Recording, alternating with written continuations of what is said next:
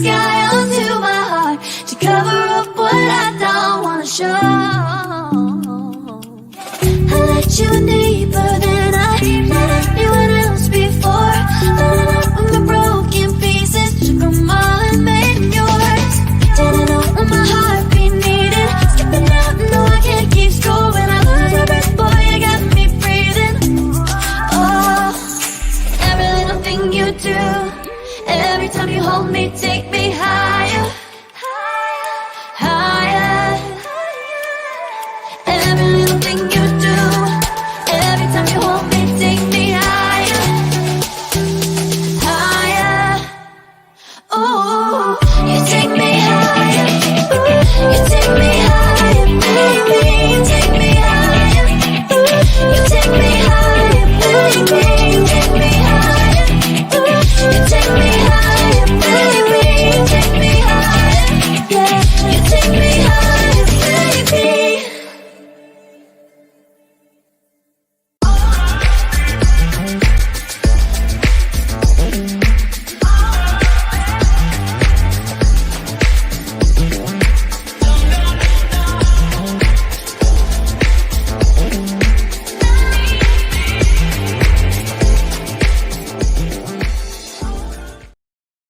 Welcome to Saturday Night Vibe, the progressive news show with Let's Be Serious. I am your host, Marlon, along with Diaz, along with Anna Hart.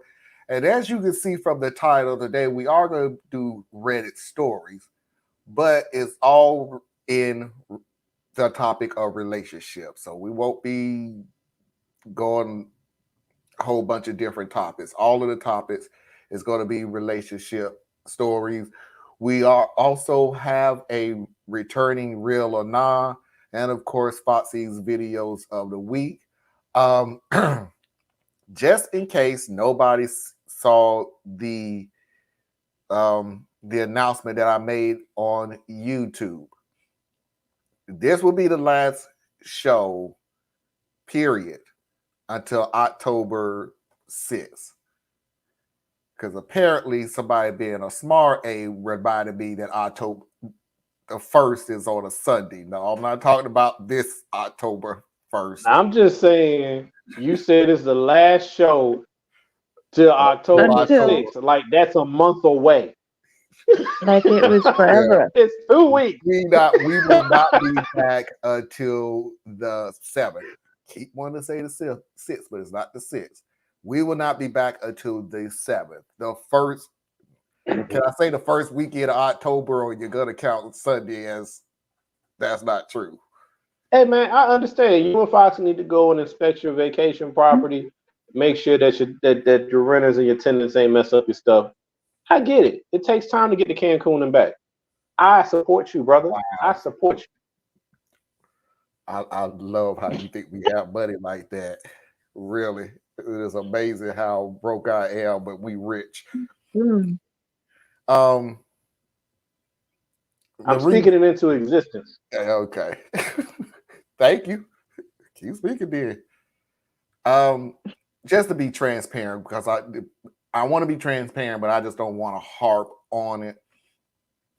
I know when my not giving an effery meter is going off, and it went off a little earlier than norm. Like I usually would be able to go all the way until next week, or at least hold off until the last week, and I can't. I'm just, it's too much stuff going on.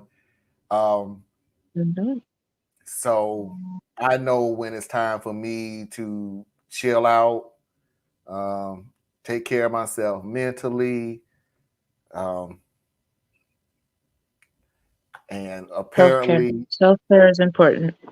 Yeah, so that's what I'm doing. This is going through some things now, so this is a good time to all of us just to chill out. The stuff that's irking me, it's gonna be there when we return. Trust me, it is. So ain't no use of me rushing and messing my own self up. I will be replacing all the shows though with past shows that I look through from time to time. One, I do it just to see how the show has grown over the years. Two, just I'm amazed at the stuff that we're talking about now is the same stuff that we was talking about 3 years ago. So yeah. So that's my reasoning.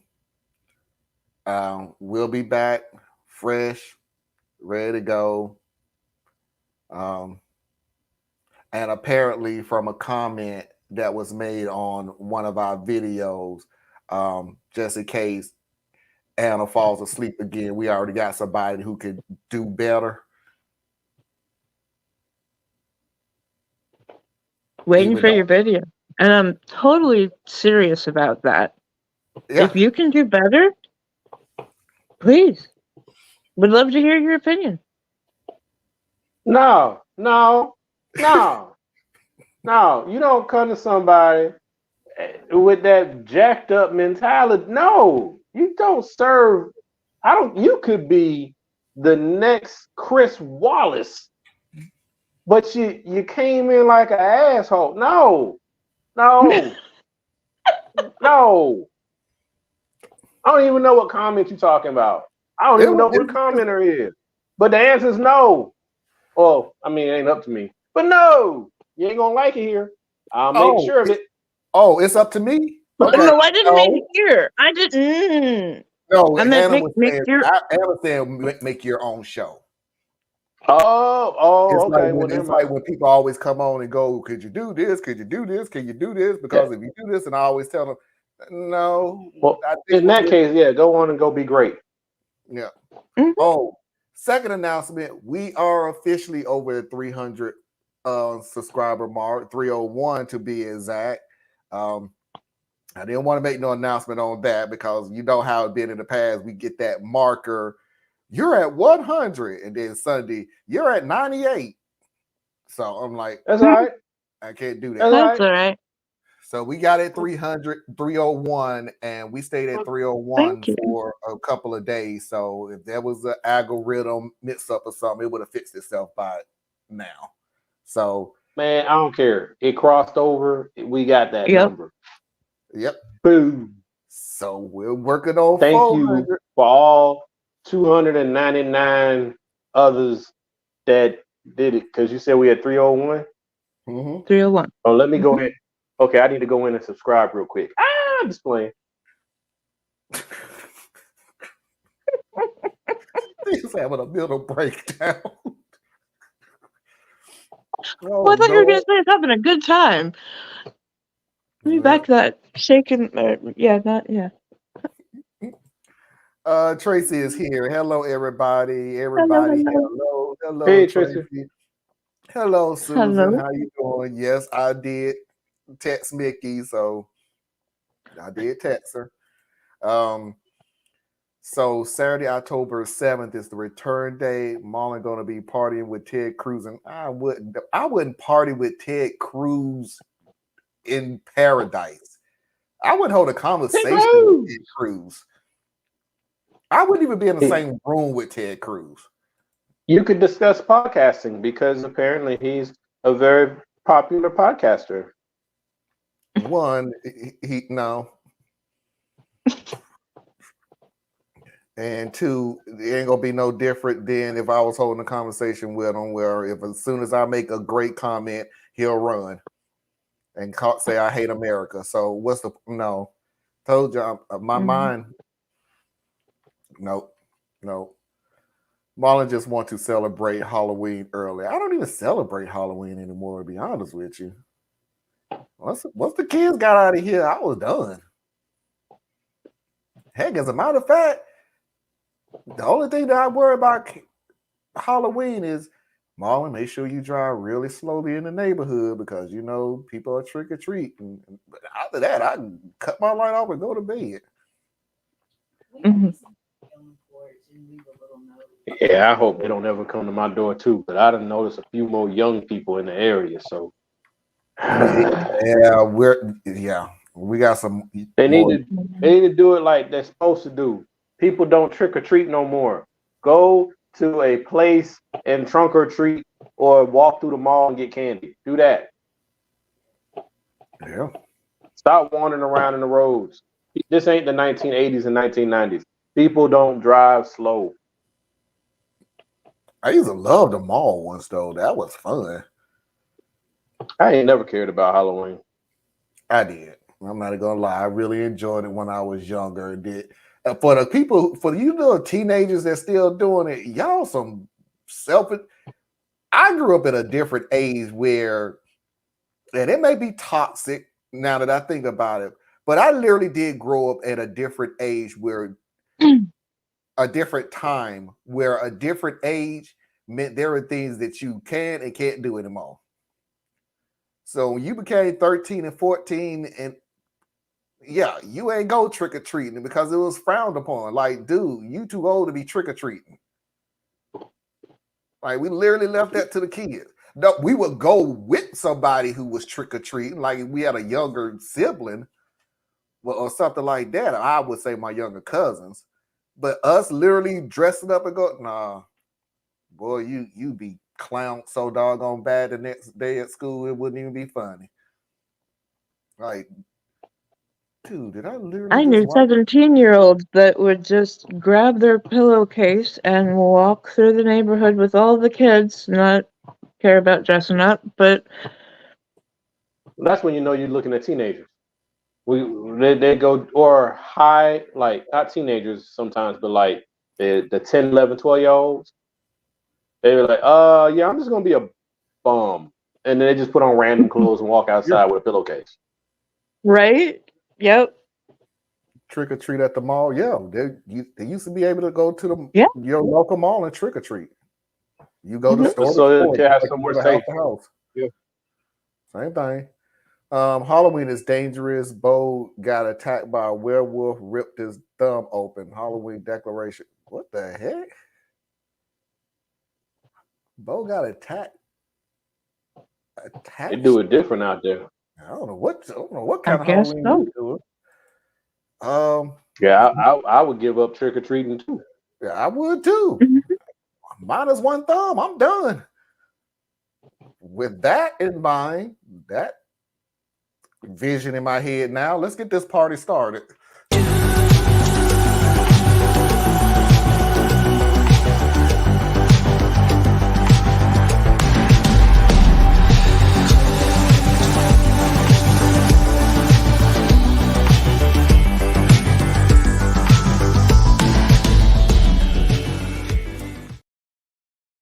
I don't know if I played this story before, and if I did, I guarantee you it was a long time ago. So if y'all hear this and y'all remember it, cool. If just remember we have new visitors all the time who hasn't. So that's my new proclamation. I promise you I will try not to play the same video. That's my first. The second one is, if I do, it'll be a while before we play it because we get new viewers who have not heard the story and/or have not heard our responses to the story. I say that all the same. Okay, Pastor Marlon. No, I say that all the same. We heard this before. We talked about it. Okay, sorry, but we are at 3:01. There are more people who's watching the show now. Okay. The title is Not Being a Stepmom. I know that sounds terrible, but hear me out. I've been newly married for around 6 months, and my husband has a 15-year-old son, Jason. My husband is only 32, so he had him early. It's also just been the two of them until I came into the picture 2 years ago. His kid never liked me, which I get. I made the duo a trio, and he missed just his dad. That said, my husband really wants to do the whole family thing that his kid didn't get growing up. He has a lot of guilt about his mom, who hasn't been in the picture since, like, his birth, and wants him to have a stable relationship to look up to like his parents. Now, Jason and I aren't openly hostile, but it's uncomfortable. Uncomfortable enough that I decided to sit him down and ask him what he wants from me.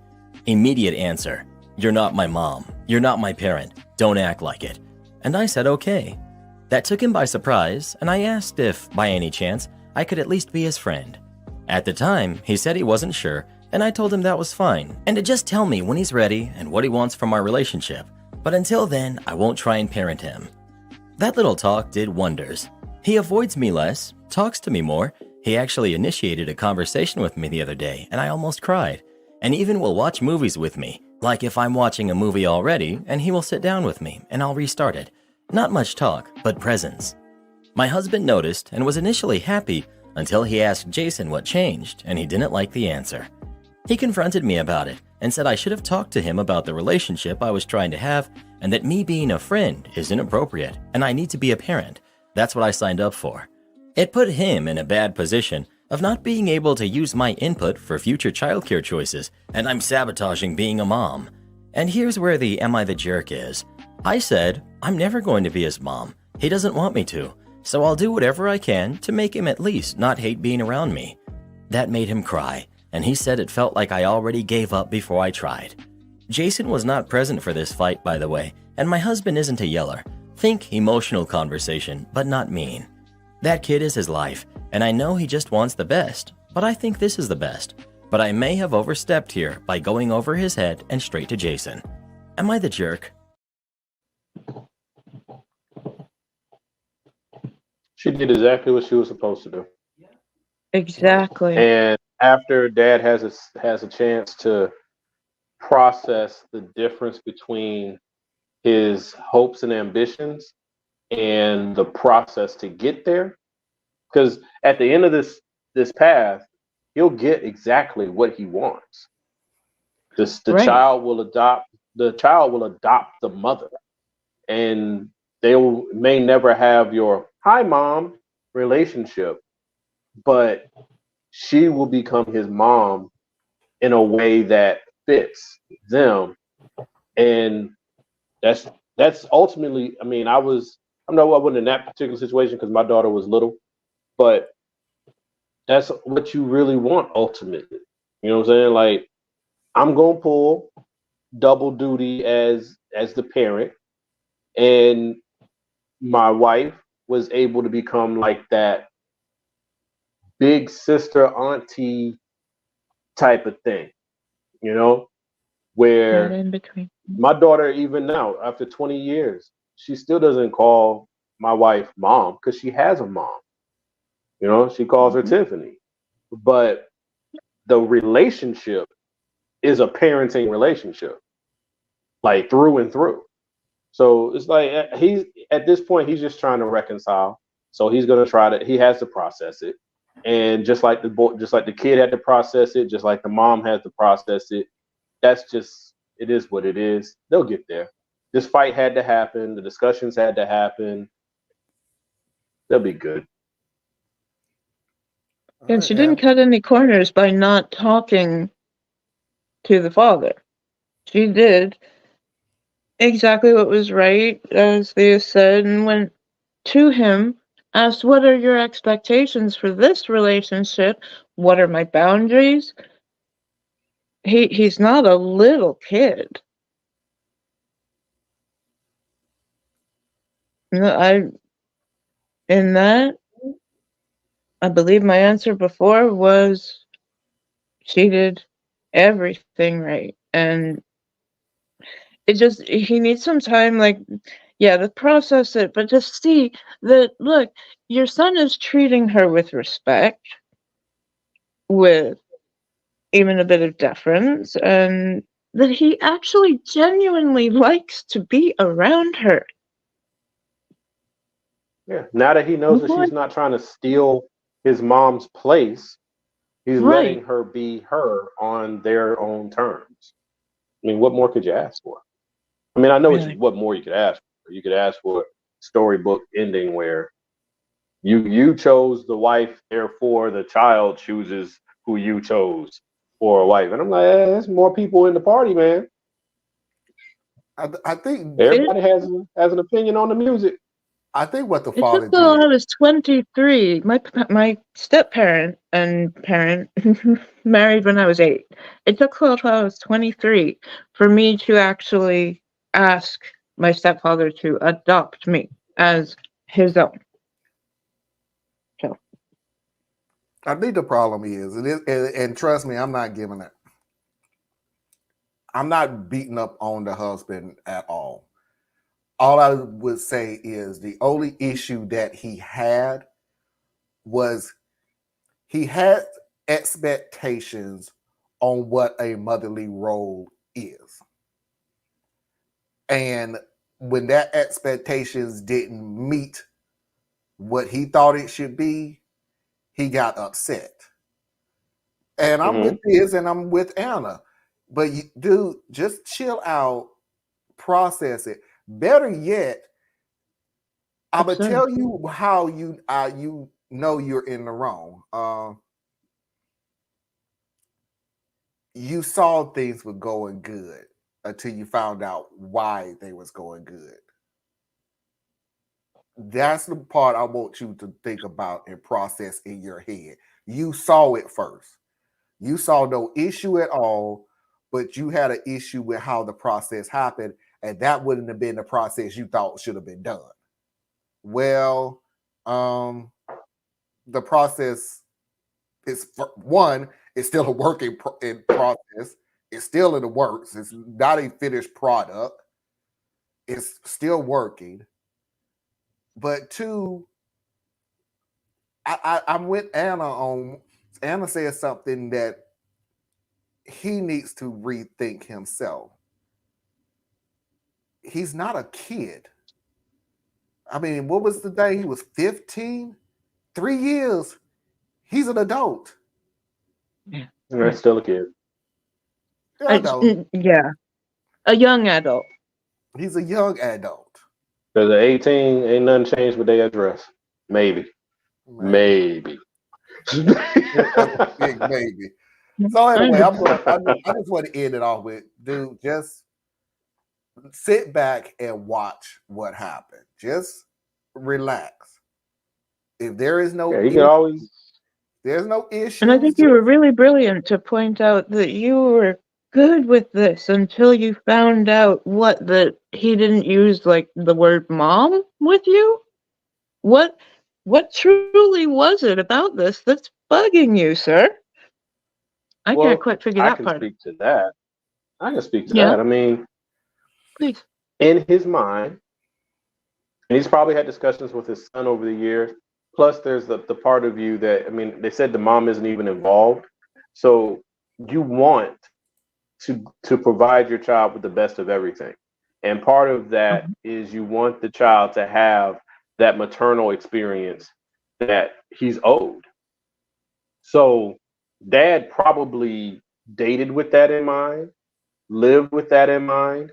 He has created the entire world for what will be best for his son. Like, I'm willing to bet, just from how the story was told, he never put himself first in any of their relationship. It was his son. That was his whole world. So he's wanting to give his son something that he believes his son truly deserves. And his son is what, 15? So that means this is a long time coming. So he has built up all this. It's almost like, flip it around, and the example I would use for a lady might be, you've been dreaming of when you're going to be married and what it's going to look like and what it's going to feel like and what it's going to be like and all those things. So when it starts to come together, it don't look like it did in your head, you know, like, because reality doesn't work with your imagination. So he thought they were getting along because his plan was working. When he got closer to it, it's not that my plan is working, it's that they're just settling for something. So my son still isn't getting the mom that I thought he was going to get. My wife still isn't getting the child that she thought she was going to get. My family is still not the cohesive thing that I thought we were all going to get. And this hits him like a train because he's not part of this process, right? He's outside in. So everything is in the moment for him. In that moment, all that stuff failed. Like, that's how, I mean, at least me as a dude, that's how I would have received it in the moment. Everything I thought was going well, I actually failed. So he has to be able to break that down and come into reality so that he can see where it's headed. But in the moment, y'all hear me say this all the time, in the moment, you have to process things. And I think that his reaction is normal for what you would do in the moment. But give him some time and he'll realize, yo, this is a win. You know? But I don't know. That's my take. You know, of course, that's me putting me in the story and all of that. So it works. It It works. always helps. I always look at, if I'm putting myself in it, me and all my children have a great relationship now. Didn't always, not even close. And my daughter, my oldest daughter, will sit there and tell you, she wrote it on Facebook. There were many a times I pushed him away from me. Many a times I pushed him away from me, and he wouldn't leave. Now, one thing for sure is probably because I really thought that they needed a father figure, not a father, and I wanted to be in their life. Now, the other part may be because I was hard-headed as hell, and I wasn't going to let no damn little snot-nosed kid push me out of nowhere. And you only had 6 to 12 months to make it work. Yeah. Really? Oh, yeah. You're right. I only had 6 months to a year. After that, oh well. Yeah, no, but I think that's a beautiful point. You know, it's I think people oftentimes we accept how complicated our own lives are, but we expect everyone else's to just make sense. And it's irrational, right? You are taking multiple people with multiple viewpoints on life, their own individual lived experiences, each of them harboring their own ideals. And it took the new person, which is usually what it takes, it's the step parent that comes into the scenario and they get a chance to get the lay of the land. They try this, that don't work. They try that, this don't work. And then they become that person who is building bridges. And that's what this person did. She found a way to say, okay, dad wants me to just be wife and mom. I can be wife, but he doesn't want me to be mom. But I want to be whatever it is. She should have gone back and talked to her husband? I don't think so. And because it's like, if this was like a buying decision, yeah. You know, hey, I went and negotiated this deal with Costco and gonna have us locked into a 2-year deal. Yeah, go have that conversation with your husband. But this is, I'm building a relationship with my stepson.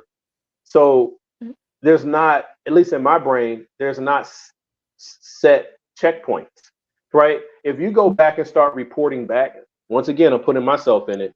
If my wife starts reporting back to me on her progress, I start building systems in my head for like where we should be, where do I need to involve myself to help her along with what she's trying to do. And she don't need that. The son doesn't need that. They need it to be natural and flow so that it's almost like, this is a really bad analogy, but it's like if you've ever interacted with a dog or something that came out of an abusive situation, you can't just run up to it and hug it. You know what I'm saying? You just, you sit in the room and you live your life, but you stay calm and inviting. And you don't ask it to come over. You don't do none of that. You just make yourself available. And then they will find when it's safe to approach, knowing that when they do this, the first time they approach is going to be skittish. And they may actually like lash out randomly all of a sudden or go run and hide for no apparent reason because they're trying to get over fear and expectation. No difference with a kid, because it's all emotional.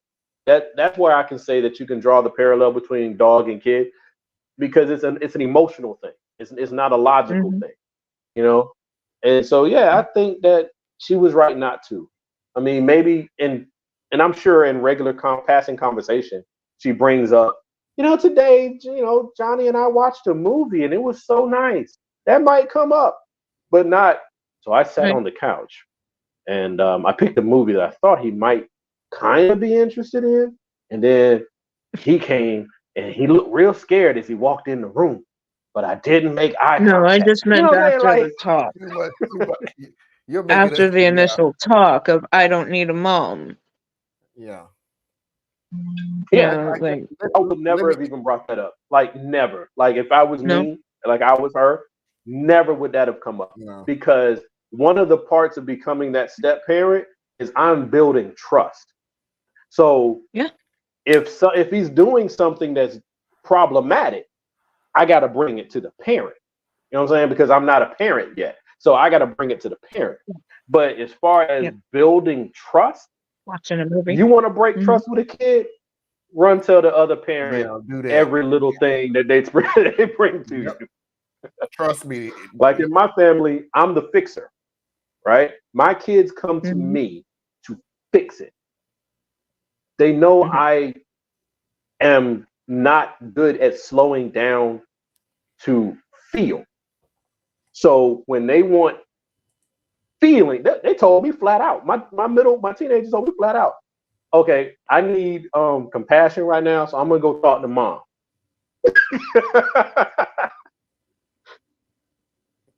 We got roles to play. Here's to her. Yep. She was honest. Yeah. That's what I tell them to do. Don't ever lie to me. That's it.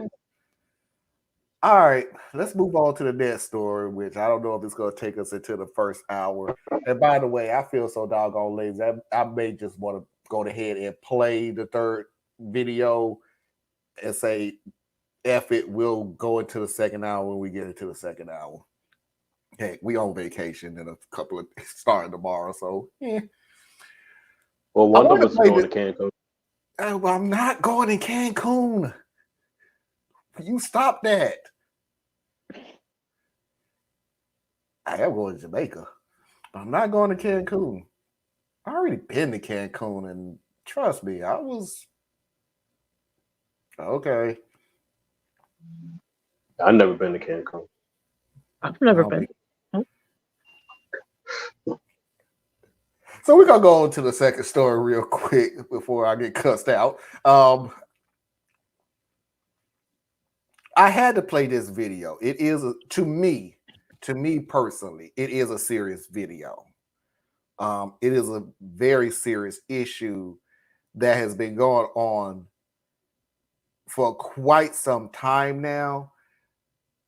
On top of the fact that there are documentations of how effing dangerous this is to do. So I'm going to play the story. I'm going to let Theas and Anna talk. And then I want to talk because the funny thing about it is we've been doing this show for so long now. We actually can talk from our experience being on this show. The title is Wife Put Children on YouTube. My wife wants to be an influencer on TikTok and YouTube. She's been creating mommy content and content about her day-to-day life. When she told me this is something she wanted to do, I didn't have a problem with it, and I only said that I don't want our children, a 4-year-old boy and a 2-year-old girl, in any of her content. I didn't monitor her channel because it didn't really seem necessary. I recently watched her channel because I thought that it would be cute to see what she does in her day-to-day life. I found our kids' faces in almost all of her content. I told her straight up that she needs to remove all of her content. She said she knew that I wouldn't agree, but she doesn't think this is a big deal. I do not like children-based content. I feel like a lot of the time when you see that kids make profit, they become less of your kids and more of a product. Your interactions with them become more performative, and I can see the same thing has happened with my wife. because she posted a video of her getting our 2-year-old out of a tantrum and how she deals with it. But how is your first instinct to record and hold a camera while your baby is crying? She started crying, saying that she built this up and this is her dream, and deleting her content will ruin it, and I said that I simply don't give an F. If you don't delete it, I'll consider divorce. I know a lot of people have children on social media, and I don't mind an Instagram or Facebook post, but to make videos seems too intimate to share. She told her friends and even hinted on her social media accounts that she has an over-controlling and narcissistic husband who doesn't want her on social media. I'm currently being ridiculed by her friends. Am I being over-controlling or narcissistic? I'm gonna let y'all go first because I got a rant, and so y'all go ahead. Dad is right. That is right. Now, where the problem comes in is Dad gave it as an order and not as a discussion, because those are her Yes. kids too. So when you give someone an order and they feel like they're being dictated to, they will find a way to work around you. So I think Dad is right, because the mom proved his point, because he was like, get rid of all the content that has the kids in it, all of it. I want it all gone. That will ruin what I'm building. Proof that your success hinges on the children, which was my entire point, that the children end up becoming a part of your show as much as they are your children. And that creates a conflict, because what happens when you put out a couple of episodes where the children are not there, you get low views or low engagement. But then when the kids are there, you get high views and high engagement. You will then make sure the kids are there more often, because now you're feeding the business, which means you've reprioritized, right? So that can really, in my view, only really be conveyed effectively in a conversation, and it will be contentious. And you'll probably have to have multiples, because you're going to get mad at each other multiple times. Yeah. But Yeah. that's the only way you're going to get this thing. And if she's decided that, hey, forget you, I don't care, I'm going to speak on two sides here. If she gets to that point where she's like, forget you, I don't care, it's because you basically told her in the beginning, forget you, I don't care. So turnabout is fair play. And then on the other hand, it doesn't matter if that's how it went down.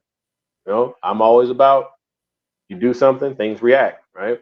So you push the edict on her, this is how she chose to react.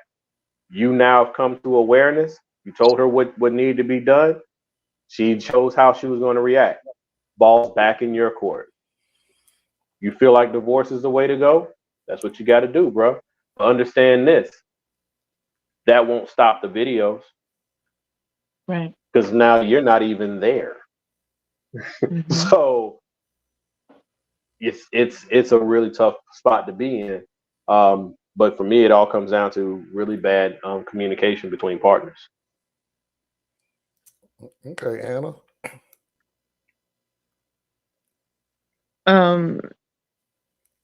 Same kind of. Yeah, there should have been better communication.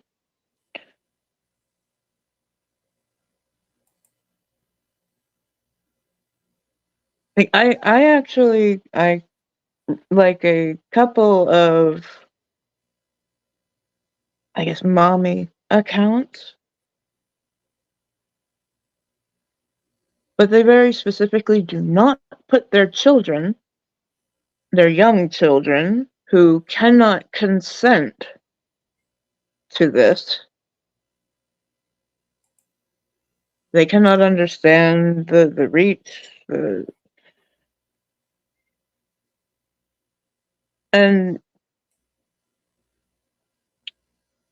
like this one lady, only when I think her older daughter turned 15 and when she started to show a little bit of interest, did she start to include her.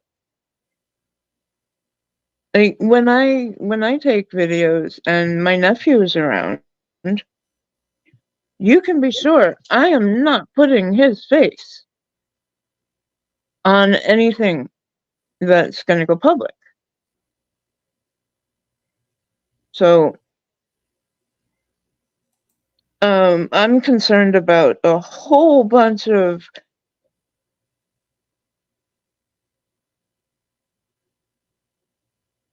kids going to grow up on social media and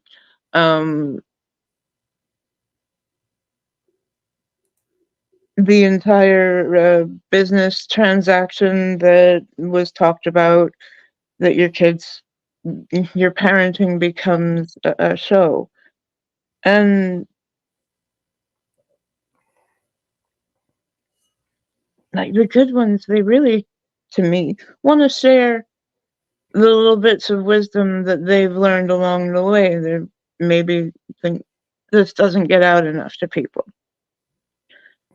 But do you know how much child content is looked at by people who are looking sexually?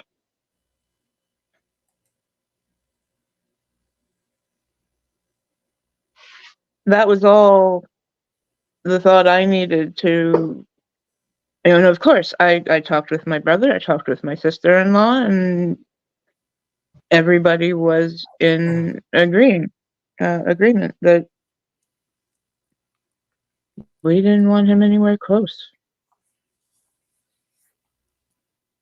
Too many dangers.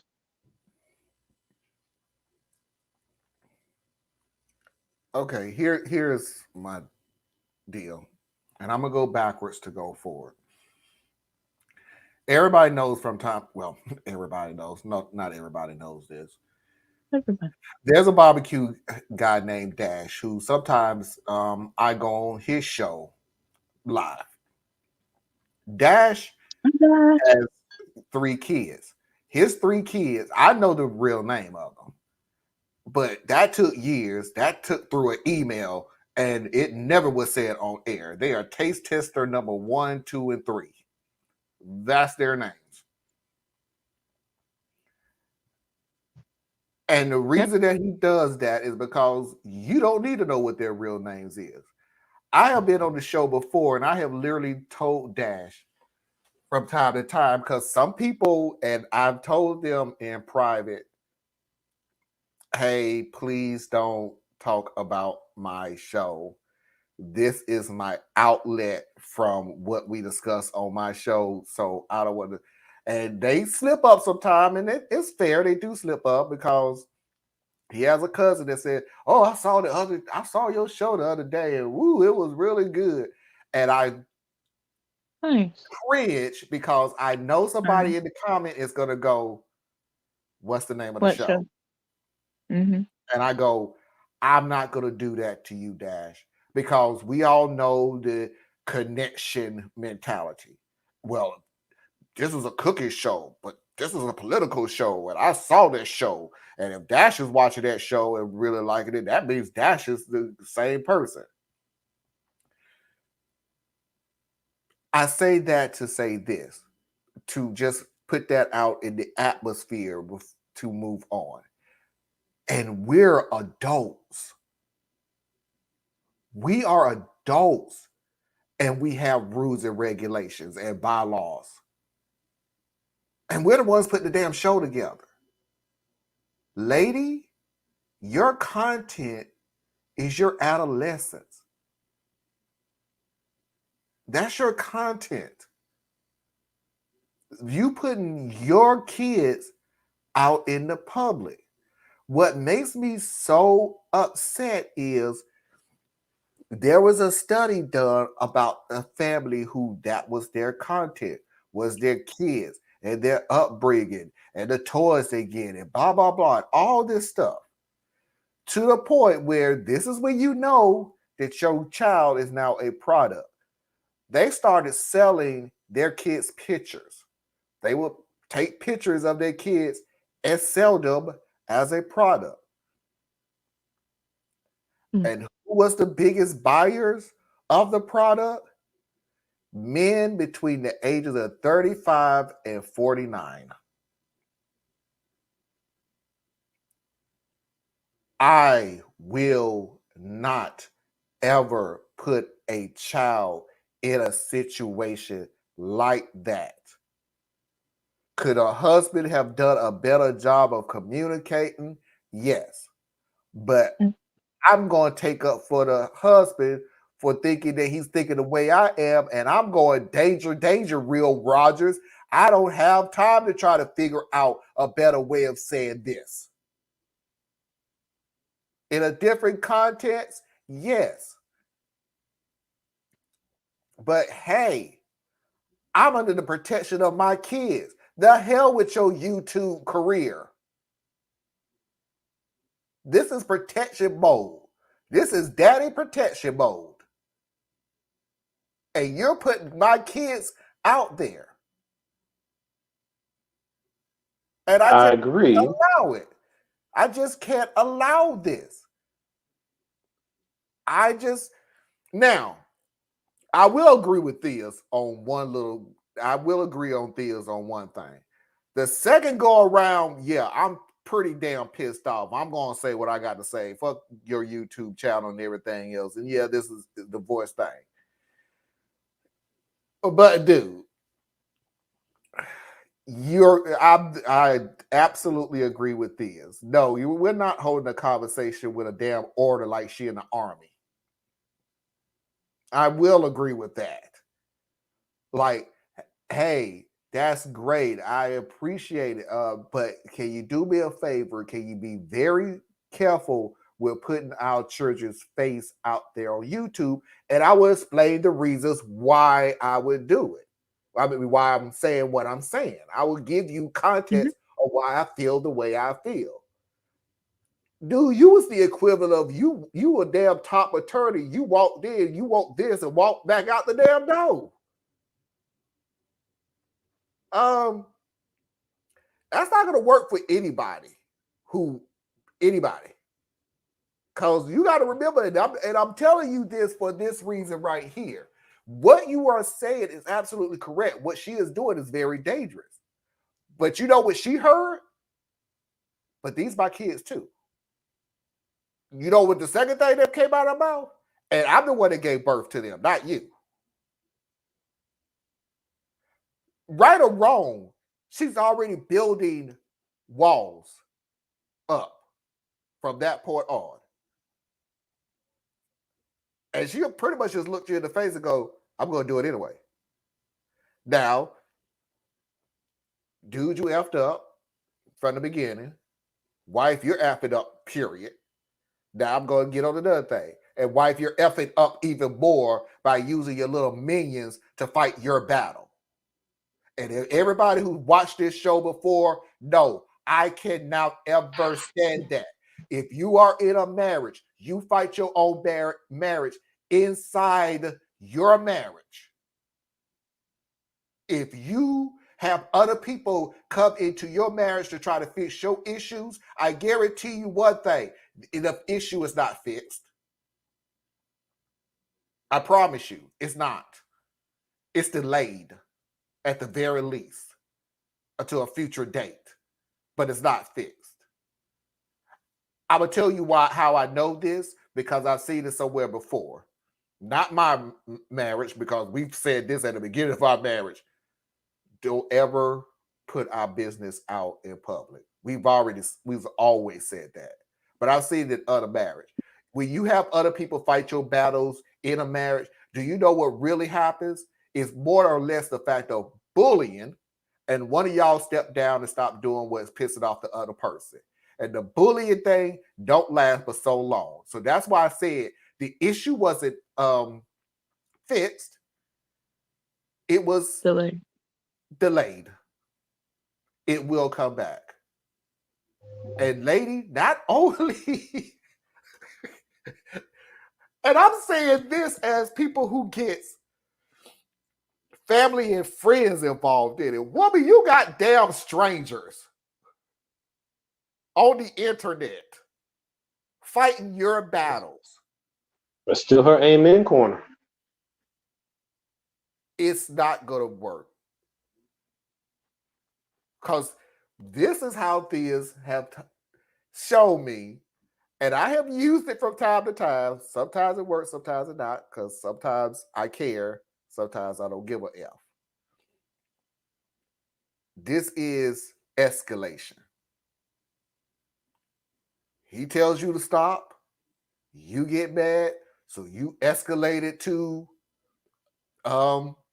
getting your little minions to fight your battle. So what you think the next escalation is going to be? Divorce.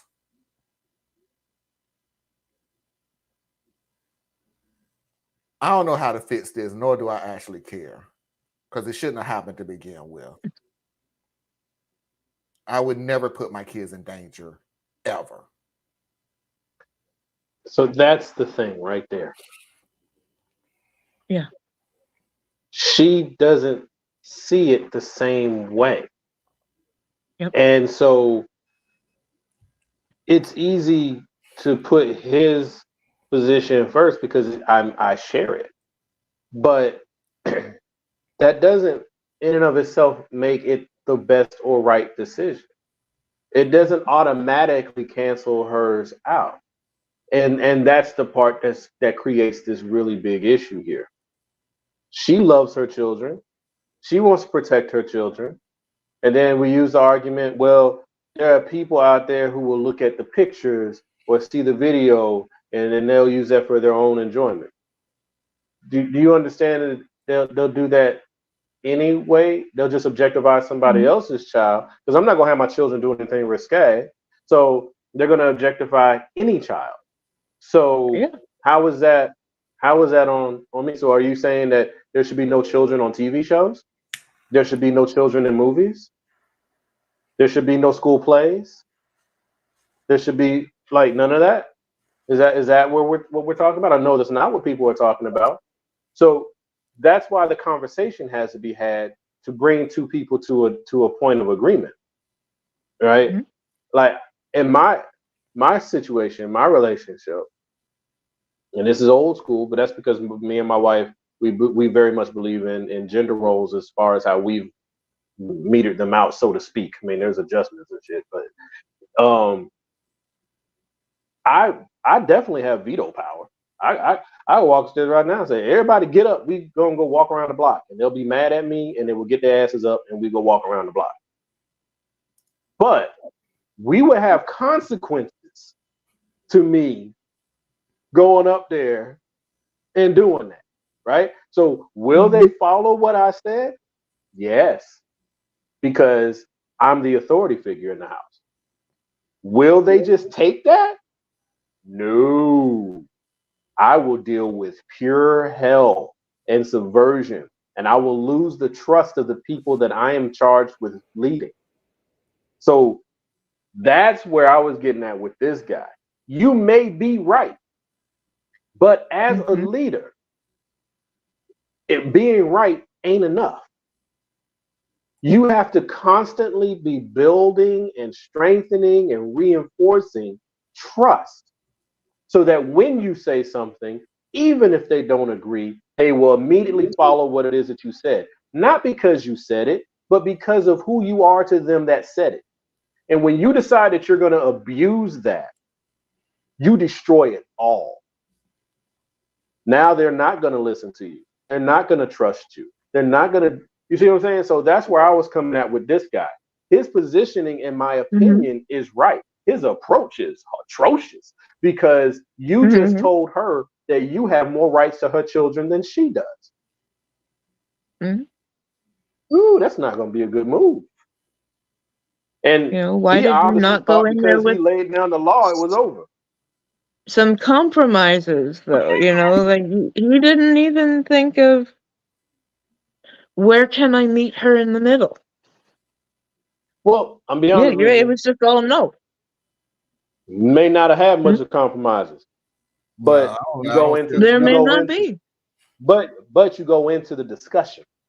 See what I'm saying? You go into the discussion because have been a discussion at the very beginning instead of exactly the order.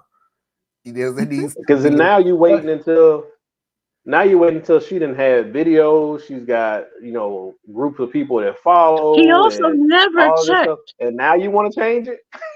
Yeah, because Yeah. You Anna, never you checked. right. 'Cause this was never put out there. How many videos did she make? Because obviously you gave a direct order. And this is why I'm mad at you, dude. You gave a direct order as if that was law. You ain't never checked to see that she followed that order. It was an order. That was an order. Well, that's why I don't think you should give orders. But like I said, it's rare that I ever tell my wife what to do on anything, right? Mm-hmm. Like in all the years we've been together, she probably couldn't count on her whole hand how many times I told her to do something, because that's not how I function. But if I tell someone in this house to do something, I trust it's getting done. I'm not following up on it unless it's one of those chore type issues. I'm not following up on it. I said, this is what we need to do. You said, okay, we're done. I trust you to execute the way that you feel best. I gave the vision. You executed. Okay. We're good. Right? But it sounds like she did say okay. She just turned around and went and did what she wanted to do because he was an asshole about it. That's the way I get it. Because he seems like he's the kind of guy who's like, that's what I want done. And then it's like, is it worth fighting with this guy? Nah. I'm just going to go do my thing. And so he didn't go follow behind her because in his mind, it was done. It's like it was literally done. And then when he got around to it, he looked. And this is the way I heard the story. He looked, he saw, that annoyed him. So he went looking more. And he saw it much more. And that's when he blew up.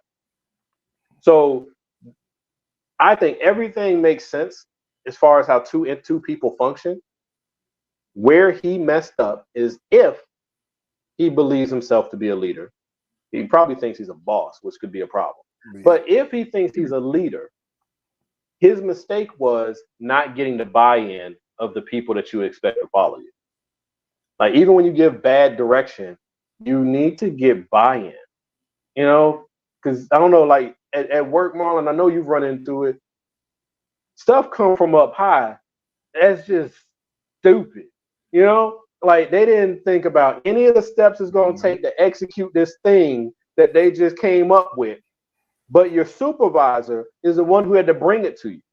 So it's going to be on the strength of your relationship with that supervisor, how quickly you just go ahead and just do this anyway. Because I'm doing this really for you, dude, or ma'am. I'm doing this for you.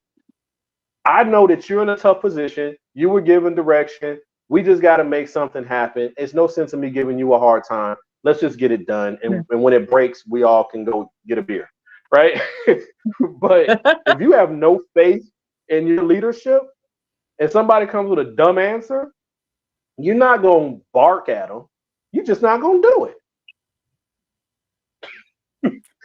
And that's what she did. I ain't going to do it. No lie to you, I got in a lot of trouble at work. Why you ain't doing this? Because it's stupid. But it needs to be done. Still stupid. Anyway, we are going to move on to the next story. I know we over the first hour. Again, I don't care. This is give no F's. Stop muting yourself and then talking. That's just the most irritating thing. My bad. Oh my God. Okay, this ain't even going to take long. I promise you we're not going to take that long into it because this is about the dumbest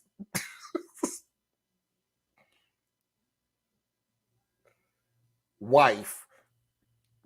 Like, I don't even know what her thought process is. I'm even going to tell you the title so you can prepare yourself for it. Because this really, this is so bad, I literally was going to put this under real or nah. Because that's how bad it's like, this is so bad, it could not possibly be real. The title of it is I Want My Husband to Cook on a Broken Ankle. My husband broke his ankle and had to have surgery. He has a cast for now and crutches to get around the house and has been home less than a week. Normally, we either take turns cooking or cook together when we both get home. But since he'll be home for a number of weeks, I told him he should start covering dinner for both of us. He said he'd do what he could. The first day, all he made was grilled cheese and soup. Stuff like that doesn't really constitute a meal, or he orders takeout. Once in a while, okay, but it's been like that ever since he's been staying home. Yesterday, I asked him to do something with more sustenance, like a baked dish with a side salad. Protein and vegetable sides. My husband argued and said he didn't think he'd be able to do something like that because he's supposed to be staying off that food as much as possible for the time being. And he brought up being in pain. I totally get the pain, but I reminded him that there were ways to make a good dinner even with a broken ankle. He has his crutches, could bring a stool or rolling chair into the kitchen, or get everything to the table and sit to do the prep.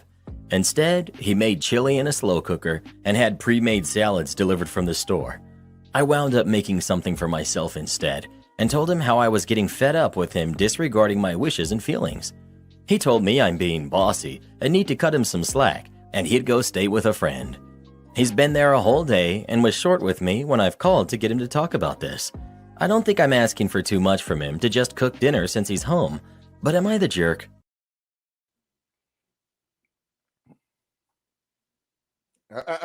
Still muted.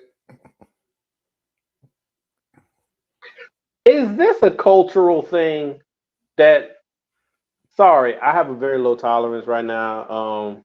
White America, I have some issues that y'all done brought to my plate this week. Rough, but this ain't this. I'm really curious about the cultural thing. What is this shit? All these stories, people, I went to go stay with a friend. What? Like, it's like all the time. Just go stay with a friend. What? That's just too common. It's happening too much. And it just seems like a recurring thing. Like, how is that an option to just tell your wife or your husband, I'm just going to go stay with a friend? Okay. I don't know. In my world, if somebody, I don't know on that one. If your spouse gets so upset, I don't have nobody that they go, huh? I was agreeing with you. Like, I don't have anybody I can just.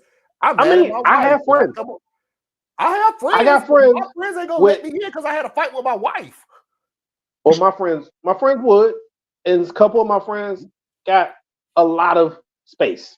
Okay, but if I leave my house because I'm mad at my wife, and I go anywhere but my mama house, which I wouldn't do because this is still gonna take it down the same path, that means we are separating. Like, that's not a idle, I need some time away thing. Maybe I'm overreacting to it, but it's like that's like next level, you know? Like, but then it just seems like a natural outlet here. I would go sleep in another room or something like that if I was just that bad, but I'm not leaving my damn sleeping on the couch. Yep. Yeah, sleep on the couch. Remember the good old days? You're sleeping on the couch. You pissed me off. You're sleeping on the couch. And if the couch sucks, get a couple of comforters to sleep on the floor. I don't know, but what it's the whole thing of just dipping. I don't know. That's weird to me. Yeah, and it shouldn't be. It's probably a pretty common thing across all cultures and races. I don't know, but I personally haven't encountered that. When I've encountered someone in my community that I know of anyway, that says, I'm going to go stay with a friend, the relationship is almost over. Yeah. Yeah, that's what I was trying to say. You said it perfectly. Yeah. If I move in with a friend of mine, it's because it's over, not because I had a fight. Do you know I guarantee you, I know the look on my friend's face. If I show up and look at my friend and go, man, we fell out. They gonna look at me and go, oh, damn, man. Damn, y'all been together for a long What you time. gonna do? Man, what you gonna Mhm. man, I hope you can't work this out and everything. In other words, they're talking to me like it's over. Like, damn, y'all can't work it over. Y'all can't go get help and anything. They're looking at me because I showed up at their front door saying I need to move in for a bit. Fool, you came over here because you had a fight? Yeah, and you ain't leaving her? No, man, we just had a fight. Well, if you don't get your ass back to your damn house and go sit in the kitchen somewhere, the hell off my front porch. But then again, Call me no, from your I house. still stand on everything I said. I stand on everything I just said. Where I'm a little conflicted is this lady. It's that's you gotta know the person you with. People, she's the type of person, obviously, that seizes on a shift in the power dynamic. So he is not at his normal power stance where she sees him as an equal, right? We both go to work, we both make money, Broken we come ankle. home, Right. we do this thing, right? But now he's like a weakened animal in the Serengeti. You know what I'm saying? Like he ain't pulling his weight as far as she's concerned. His value to her is how much he complements her life. So in this season, he's not being able to complement her life the way that she's accustomed to. So she's externalizing what she's losing and then going to him saying, hey, I want you to heal up. I want you to feel better, but you still got to pull your weight. And since you're going to be home, you do the home stuff. I'll go to work and do that. But the thing is, your job didn't change. Me being home or going to the office changes nothing for you. Like literally nothing changed. Same Right. money, same hours in the day. It's just that you resent that I'm at home, and you're not processing that I'm at home because my ankle, which holds up my body, is damaged. And if I wanted to heal and heal right, I can't be on it. And your solution is, well, get a chair and a stool and get the chopping, buddy. Yeah. I'm not leaving the house, but we're going to have a fight. And I'll sit there and order pizza and go to the other room and eat pizza by my damn self. You leave if you want to leave. We're not having a fight. I'm gonna tell you that. Oh, we're having a fight. No. When you open your mouth and say to me, whoa. Get up off your ass and cook for me. She is going to have a fight. She can say all the day because if you ever come to me or after surgery for an ankle and tell me you want me to cook for you, the only thing coming out of my mouth is ain't. Now you're going to come back and say a whole bunch of words. You're going to come back very loud and robust and animated and oh my God and blah blah blah blah blah blah. And I'm literally going to look at you and I'm still going to go, no, I'm not going to do that.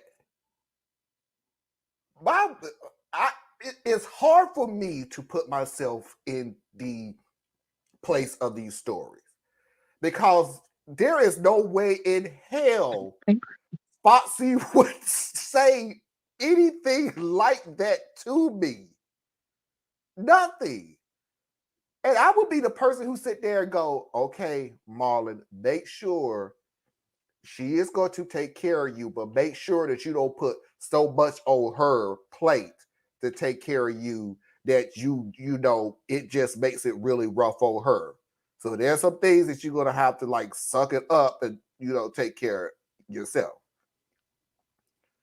There's no way in hell Fossy's going to tell me, by the way, since you're home, can you go downstairs every day on some crunches and cook us a meal. And not just any meal. I want those nice red potatoes, and make sure Mm-hmm. you garnish it, and I need the steak cooked just so. And man, if you don't eat this pizza, I'll make you go. I'll make one step further. This is how the dynamics of it is. If I went downstairs and did that, exactly what Thea said, 4-course meal, salad, breadsticks, the steak, the dessert, candlelight dinner, and everything like that. Foxy will cuss me out from one side of the room and What were you up in the doing next. on your ankle? What the hell are you doing? Well, honey, I gave you a nice meal. I could have ate McDonald's. I don't even know how far you have put the recovery of your ankle. This is one meal now, folks. One meal. so now I got to deal with your I side don't know behind what an extra week. I don't know what the recovery of your ankle is now because you stood up on your feet cooking like your damn, like this is Longhorn Steakhouse. No, Theas, there will not be an argument. Oh no, that'd have been a fight. Ain't That'd have been a fight, bro. That'd have been a fight. Because I'm at that not gonna point, fight with you. whoo, Here's the deal. This is how I dictate an argument. A dictator argument is you got a good, at the very least with me, an argument is a 75-25% chance. I'm always going to think I'm right, but you got a 25% chance. And we're going to argue back and forth to see if we can move that scale. Dude, there's 100% chance I'm not getting in that damn kitchen cooking on a hurt ass damn ankle. You can yell till you break wallpaper. Ain't. but you love her. Ain't. Anything that's gonna come out your mouth is gonna get the same result. No. Not gonna Yeah, happen. it's that's just wild to me, man. And then on top of that, like I remember when I had my ankle. Well, I lived alone at that time, so that story don't make no sense. Never mind. But anyway, I just can't imagine this scenario. And then I'm also now this might just be my family, and the rest of y'all do so much better, and I'm proud of you. I'm so proud. Home cooked meal. Yo, that shit ain't happening every day, Jack. That ain't. Not every day. We No. busy. We busy. It ain't happening. You know what I'm saying? You might get a home cooked meal with. I need to get back on that. That's why I got so chubby. No. But We will get home cooked meals, but best believe there's gonna be some reheating going on for a couple of days before we get to the next home cooked meal. because I'm sitting here looking at 4 courses and roasted this and roasted that. No, hey y'all, here's not some doing mac and cheese. I made you some chicken. Who want hot dog? Who want hot dog? I'm gonna go ahead and get you. Okay, you know what I'm saying? Like Mm-hmm. I gotta step my game up apparently because groceries cost too much. I'm sorry, it's just a little hurtful. we do get home cooked meals About to on turn my the family into some weekend. vegetarian. No, on the weekend when we know we ain't that busy. And look, you got a good chance that ain't even gonna happen too because we don't know what the definition of busy is on that weekend. If we have like a whole bunch of stuff to do on the weekend, then plenty of times Foxy has told me, you better grab you a burger on the way home because I'm not cooking. And you know what my statement is? Okay. Do I need to give anybody else anything? Yeah. Do you need something? Now, see, this is what you do, though, guys. Come in a little closer. This is what you do. So what happens is when you're a little short on cash or you really don't feel like driving all the way around town,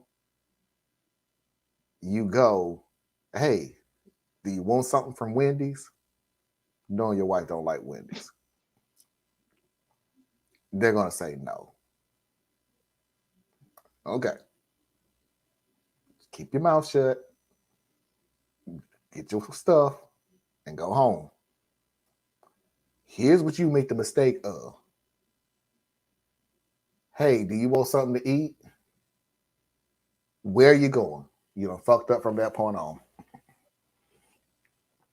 Man, you, sir, have just laid out a plan that is okay. But that, sir, is like level 2. I'm going to take y'all to level 7. Here's what you do. It costs a lot to feed these people. Okay? I got 4 people in my house counting me.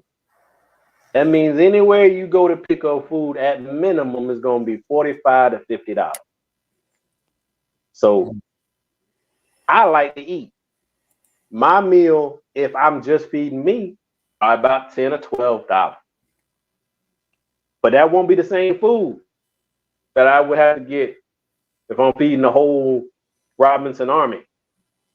So here's what you do, fellas. You go get the food you want and then go to the park. Park your car, crack your windows. You can have the air on, crack your windows, eat your food. Throw the food away at the park. Drive back home with the windows open, right? You can get most of the food smell out the car. Then go home and then say, woo, you must have worked late. Nah, I just had to make an extra stop on the way home. Because you don't lie to them. I just had to make an extra stop on the way home. Well, there ain't nothing here to eat. That's okay. I ate a big lunch earlier. Level 7. And I ain't telling on nothing because my wife knows. My wife knows. Sometimes I go hide and eat. Y'all ass gonna be in divorce court. Don't listen to Tias. Don't listen to Tias. How? Cause one of y'all gonna fuck up and leave that ketchup package right there in the console or something. You gonna do something stupid. Like you gonna leave the napkin that got the big M on it from McDonald's, and you had no reason to have them napkins in it. You don't. That's why you don't lie. You just don't do it. You just gotta be, you know. And my kids can smell a damn McDonald's Big Mac from. I don't know what's up with these kids, man. They like that. They come home from school and be like, "Hey, Dad, what you eat today?" Why you asking? They will. Mine has done it to me. I'm not hungry right now. Your ass went to KFC, didn't you? Mm-hmm. Mama, Daddy had food. I smell the grease from here. What you mean? How I know? I smell the damn grease from here. You always get the 2 damn pieces. I know what, man. Don't y'all? That level 7 gonna have you a level divorce. Y'all don't. Man, that ain't gonna get you no divorce. That ain't gonna get you no divorce. Fellas, that ain't gonna get you no divorce. That's gonna get you the major side eye. Oh yeah. Yeah. But it ain't gonna get you no divorce. It ain't gonna get you a divorce. But understand, guys and ladies, if you play this game, everything you do, if you are altering the standard rules of engagement, the other person will react. And you don't get to choose the reaction. That's how it is in all things in life. You choose your actions, they choose the reaction. So then you can't be mad if she's the one who does the grocery shopping and all of a sudden she come back with ice cream and cake and you don't even like it. You got bad diabetes. You can't even eat that stuff. But she go and get all that. And the thing that you really want, the thing you know she always bring you, all of a sudden don't show up in the house no more. That's your fault. So govern yourselves accordingly. If you level 2, stay at level 2. Don't come up here at level 7 if you ain't ready. Stay at level 2 and be booted. That is our first hour.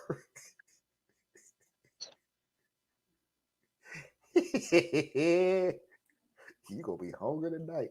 that is our first hour. We're going to go ahead and move into our second hour. So we're going to go ahead and reboot and refresh, and we'll be back on the other side with Am I the A-hole, Real or Not, and of course, Foxy's videos of the week. Stay tuned.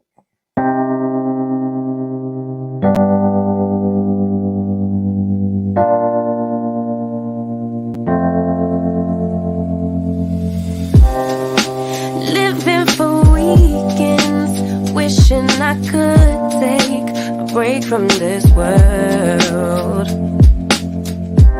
Running on a hamster wheel, but searching for something I can't feel. I just wanna be a lost girl and fly. Take a breath, feel my wings spread, levitate above the ground and make eye contact with clouds. Now I'm rising, I'm soaring above it all. I just wanna be free, finally, I wanna be free, I wanna be free, I wanna be free,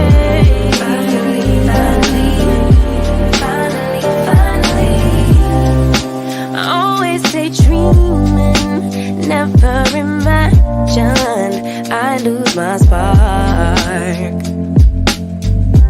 Living in this crazy time, putting back the pieces of my mind. I know how to run from the dark and fly. Take a breath, feel my wings spread, levitate into the clouds. I'm so high above the ground, I'm rising, I'm soaring above it all. I just wanna be free, finally, I wanna be free, I wanna be free, I wanna be free,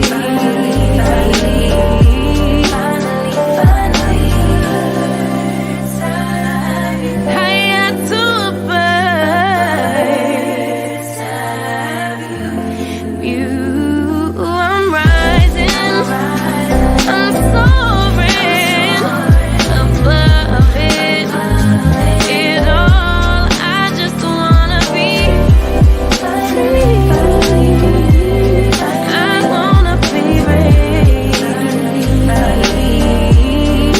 I wanna be free, I wanna be free,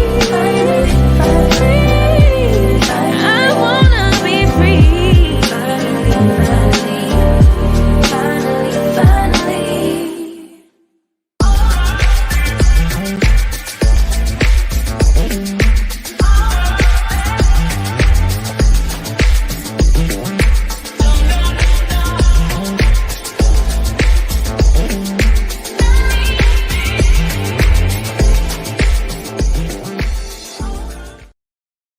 We are back for the second hour of the show. And as always, which I think I'm going to stop doing because let's go ahead and pay those bills. Please support Tracy at go to buymeacoffee.com/Tracy Media LLC. Help support Tracy in all of her endeavors. Please do not forget to go to Anna Hart's website, BorelliEtc.com, and learn something that you didn't think you need to know, but you should. And as always, if you need to reach me, you can do so at radtp@outlook.com. That's RADTP@outlook.com. Again, there will not be a show tomorrow. We will be returning October the 7th for brand new shows, brand new topics, wink, wink, and brand new discussions on everything that's going on socially, politically, and everything in between. And without further ado, am I the a-hole?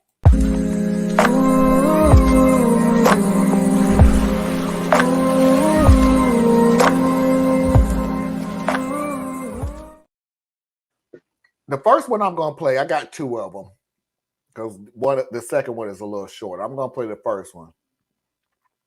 One of you was not on the show when I played this. I know I played this before. I think I played this before. And one of you was not on this show, and I'm not sure which one it wasn't. So here's the video. Shorter introduction. Leaving the house during her period.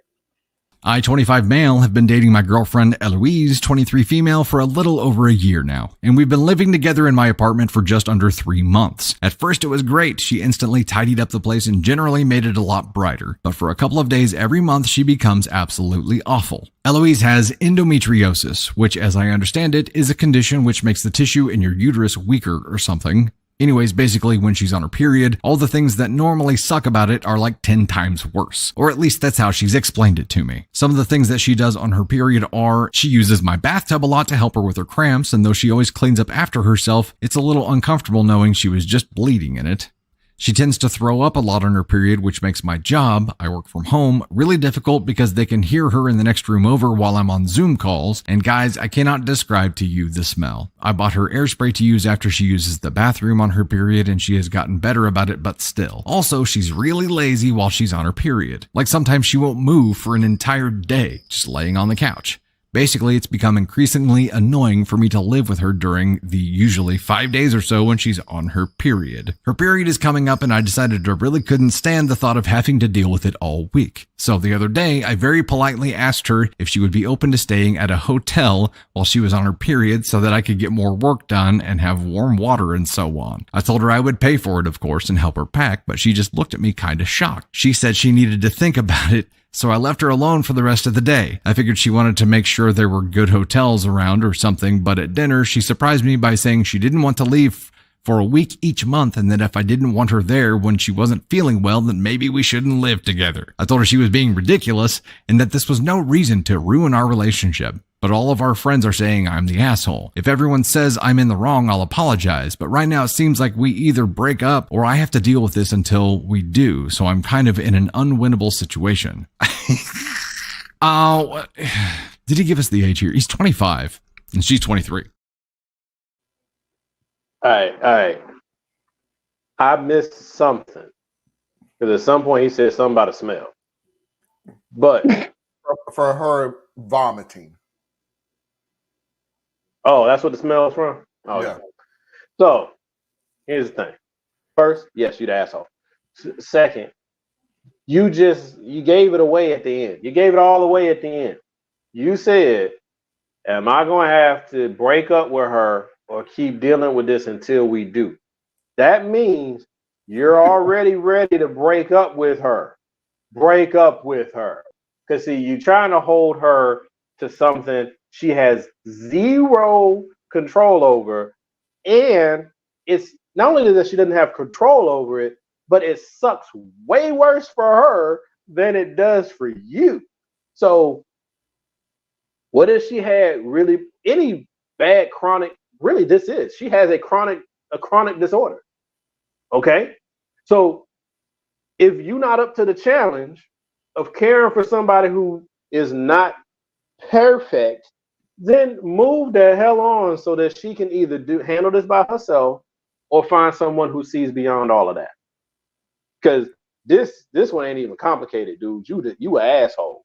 You was an asshole. I done cleaned up behind anything and everything when it comes to having a wife and kids.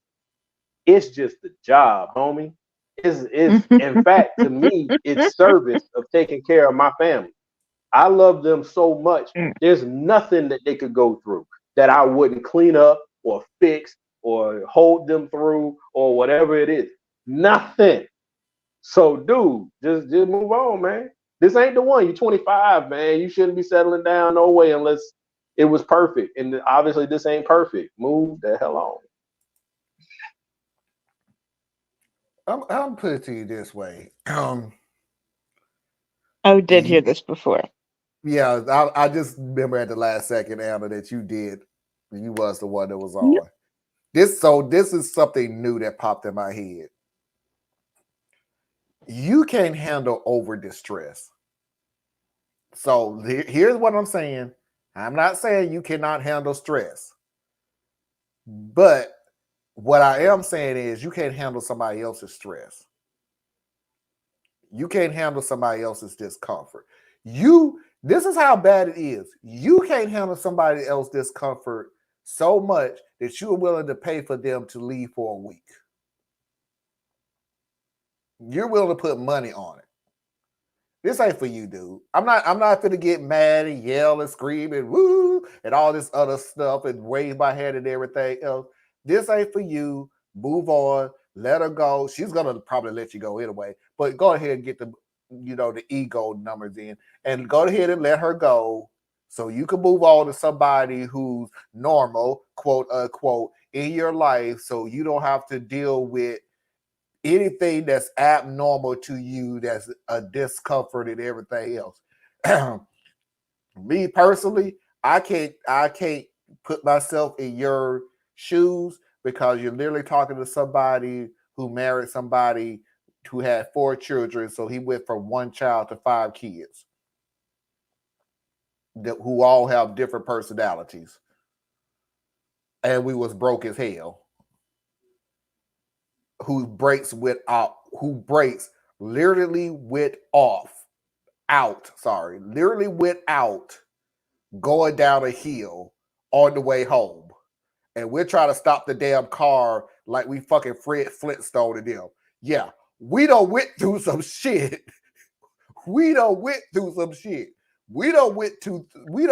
through trying to fix a heater in the attic with training from YouTube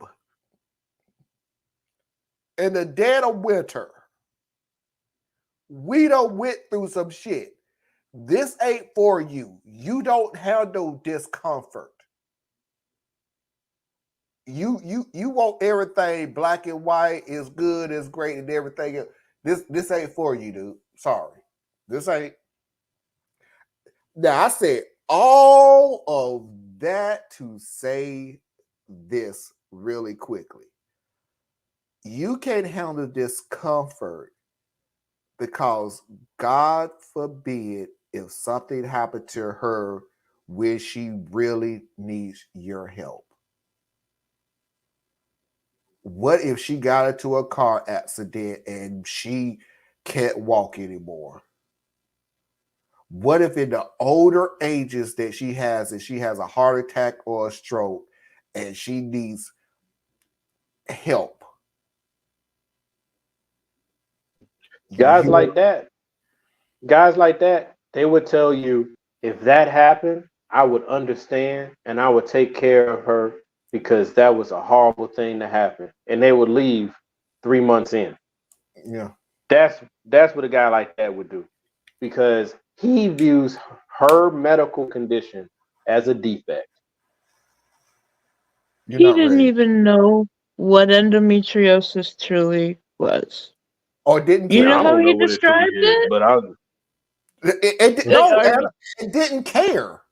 Or something like Right. that. That was his statement at the end. She has a If B your or partner had something like that. this, Like, I'm not going to do no damn research on what the issues that she having. I'm just going by Yeah. what she Oh told me. yeah. If I know that she gave me a condition that she's dealing with, I would become a junior expert in it.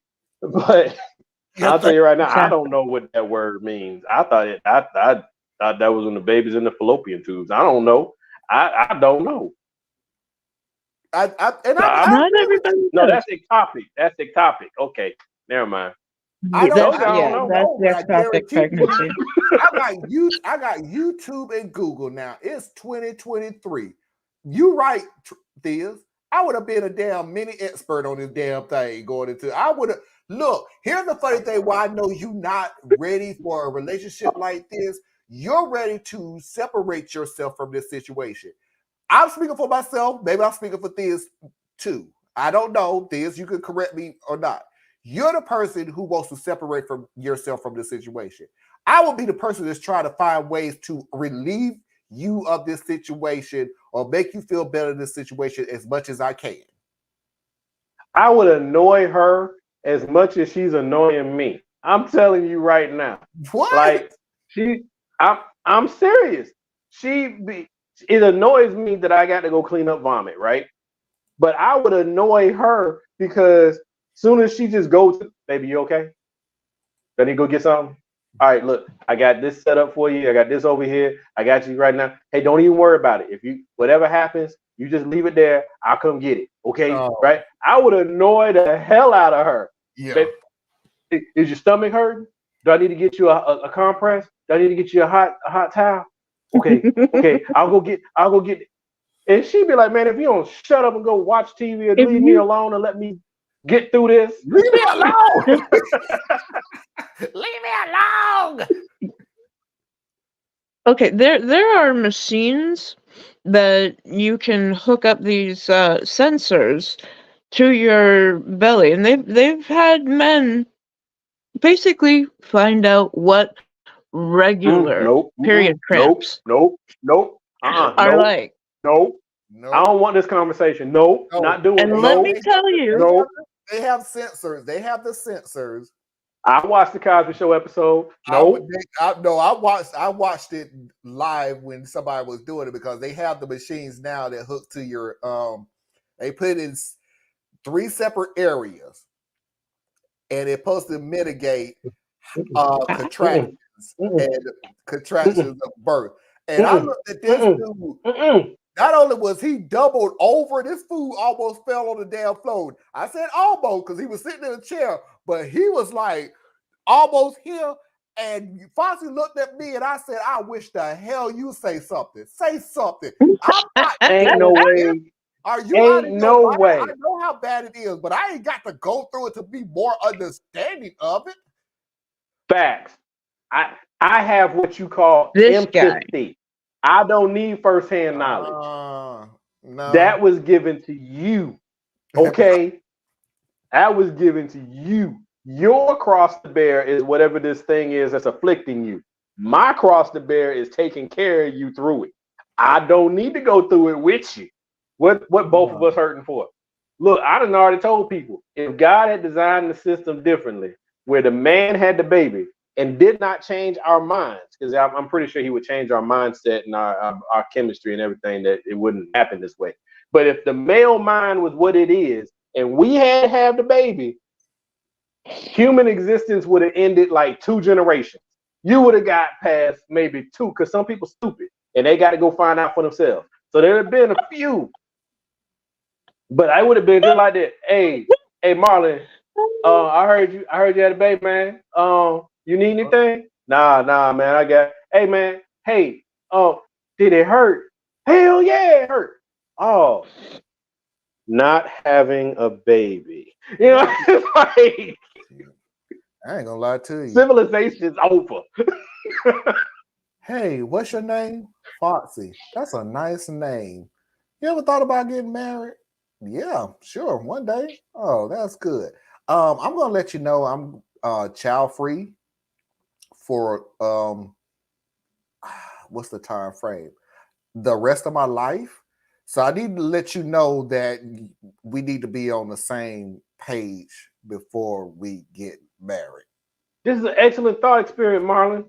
Excellent thought experiment. Because if men would walk down this path a little bit, it would highlight the hypocrisy and stupidity of some of our positions. Because let's say that a woman decides at 16, I don't want to be no mama. That shit hurt. It changes my whole life. It changes my body. It changes everything. I don't want to have no kids. 16, 18, 19, she makes that decision. I don't know if it's every state, but most states will not allow a woman to have her tubes tied until she's had her 2nd or 3rd child. So they will force a woman to remain fertile despite what she wants. See, the same people, we do a lot of arguments about abortion, but the same people who are against abortion or forced birth, who want to do forced birth, they're the same ones who put these rules in place that a doctor won't let a woman decide that she doesn't want to have any children. She just rely on birth control and dumb luck until she's Mhm. 40. And then she can go and say, I want my tubes tied. That is the dumbest shit. Right? It's like, it's laughable to me on this point.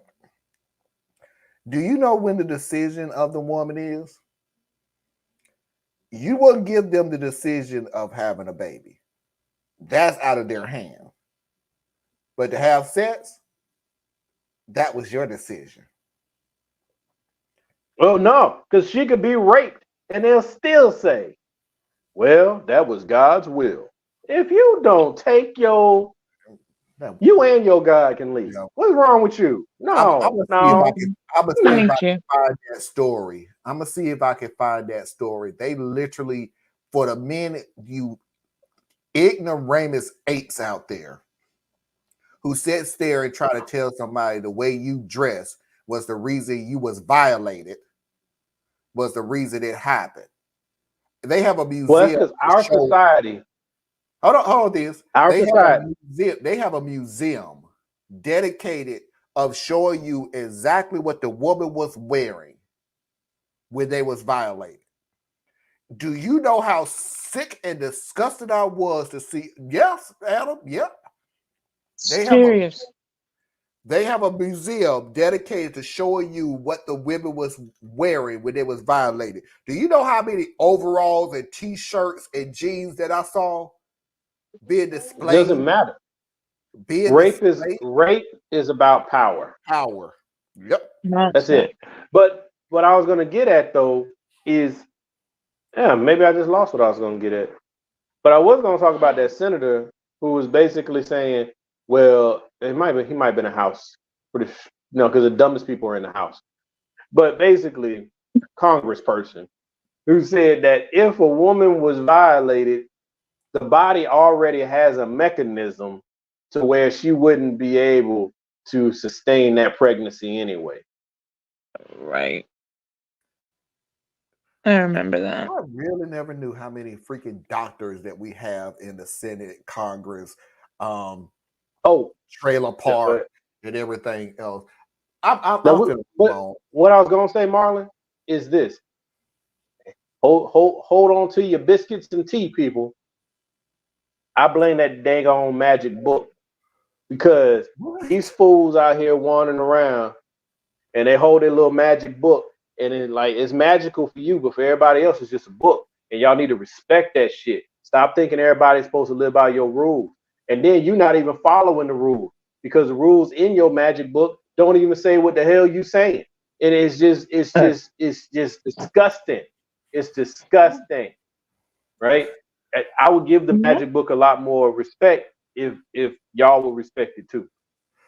Okay, so this ain't to the ones who do respect the magic book. I'm talking about the ones who hide behind the magic book and they commit evil sorcery. They're the ones I'm talking about. Yo, you know who you are. I'm sorry. I would take you a whole lot seriously if you didn't start this sentence off with "hold on to your biscuits and tea." Tea? What? I mean, what do you eat with biscuits? Where do you say clutch pearls or something? Biscuit and tea? I thought it was creative and imaginative. That was a perfect way to say it. Thank you. Should I have said tea and crumpet?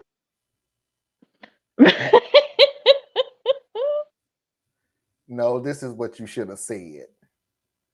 Real or nah?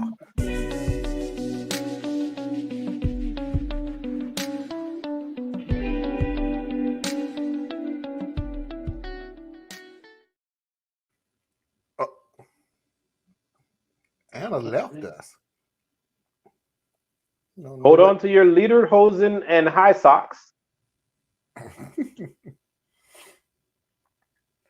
All right. I will never take the talking about trumpets that way. Oh, Anna, you're talking back. about the Queen's bread edibles. Edibles and bread? I had to get my tea. Oh. She got her tea. Where your crumpets? I just wanted to make sure you didn't fall asleep so you'd be replaced. Yeah, Yeah, can I say something? Can I? I'm sorry. When you say something stupid like that, I am going to clown you. I'm sorry. When you say something like that, I am going to constantly bring it up till I'm sick of talking about it. And I'm not. I'm sorry, but I'm not ready to give it up. You dumb mother. Stop saying stuff like that till you get the full effing story. There is absolutely nobody on this panel I will replace, let alone replace from somebody who can stay awake. Do you know how that sounds? I can stay awake. Great. And that don't make you good at nothing. That just make you awake. You effing ignoramus. I am very protective of my family, and I'm sorry. Don't ever come for Anna again. I will blast you. Oh. Period. End of discussion. And you know why I can do it? Because I have a platform and you don't. Get your own platform. Stay awake and mumble through this all you hell you want to. But you think you're fantastic because you're staying awoke. And by the way, we're in America. Isn't woke a bad thing? Oh shit! Oh shit! Oh shit! Don't come for my family ever again. Period. Now there are times that you might see me where my head is out of frame, where my eyes are closed, where I am.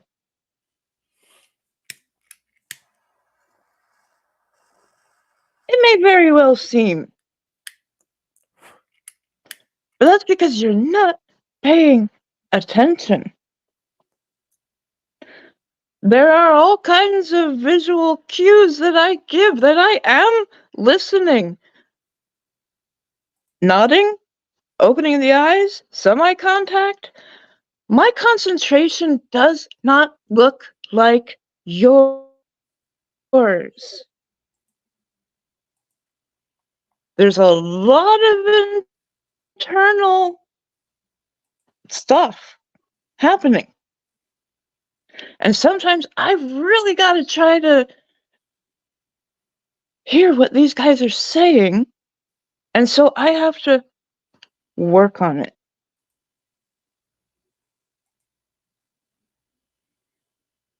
I have nerve damage because of over 2.5 decades of living with multiple chronic illnesses, neurodegenerative diseases. Yet I am still up here. And when I have something to say, you've seen, I say it. I may raise my hand first because I don't like to interrupt.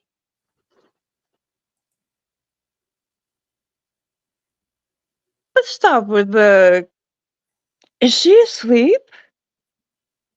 No. Sometimes I am just so flat fucking gobsmacked at the cruelty of the world, I can't hold myself up anymore.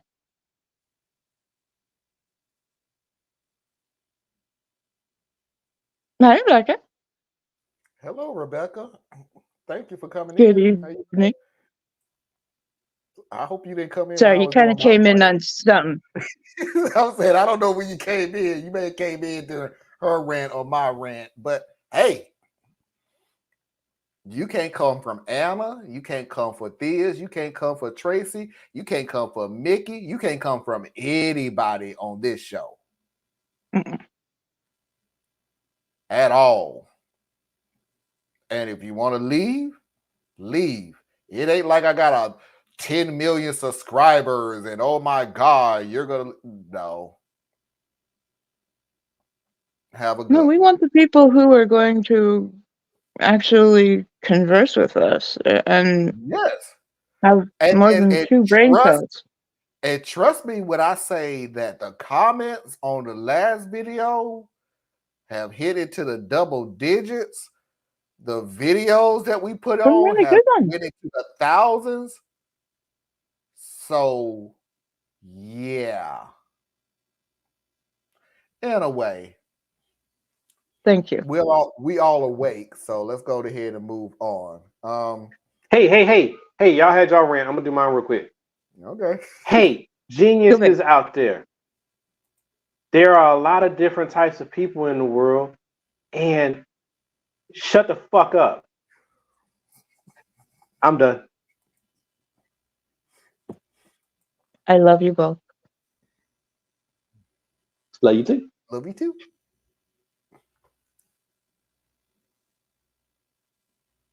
There he is being cute again, That was for Tracy. or sweet, or He's cute, but I'm adorable. okay. That was disturbing. Video. I'm a 24-year-old man and my wife is 24. We're a newlywed couple. My wife has 4 friends who she's been really close with since high school. For a celebration, my wife decided to go to an expensive steakhouse. The day comes and we drive there in separate cars. We all eat, and my wife slides me the bill, which is over $700, and proceeds to say, "The man should always pay for his wife and her friends." I laugh awkwardly, saying, "Why?" She says, "Because I'm the man." I tell her that the only person I would pay for would be you and me. Her friends proceeded to laugh at me, calling me a broke husband. I stood up, put down 2 $100 bills for me and my wife's food, and left. My wife gets home and starts screaming at me, saying that I made her feel embarrassed. How she promised her friends that I'd pay, and that her friends made fun of her on the ride home for marrying a man who can't pay the bill. I decided to pack a bag and head to my friend's house. I talked to my parents and my friends, and they said that I should have just paid for it. Now I'm having second thoughts if I overreacted. Am I the butthole? Where in the hell are you eating? $700 for how many? So this ain't even broke folk problem.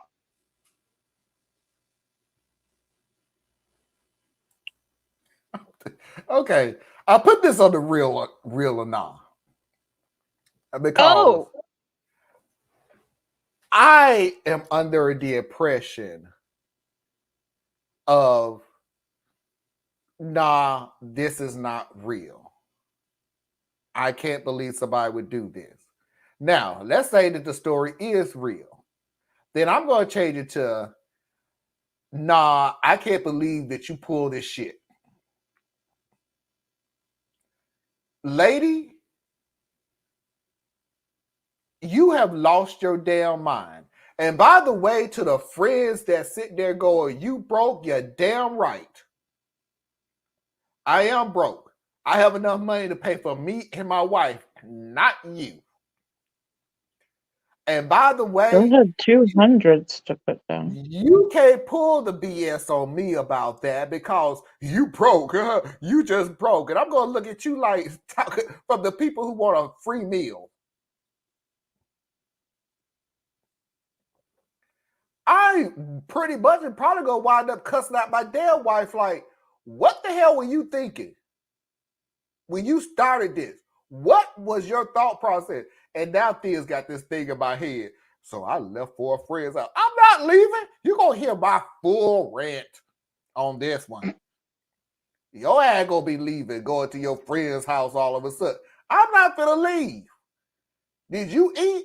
Cool. Tell your damn friends to go get a job. Because I'm not paying for them. I didn't marry them. I'm not married to them. And now after this, This is white? I will pay for my wife because I'm married to her. Yeah. I thought this was a girlfriend. This is a wife? No, wife. This was a wife.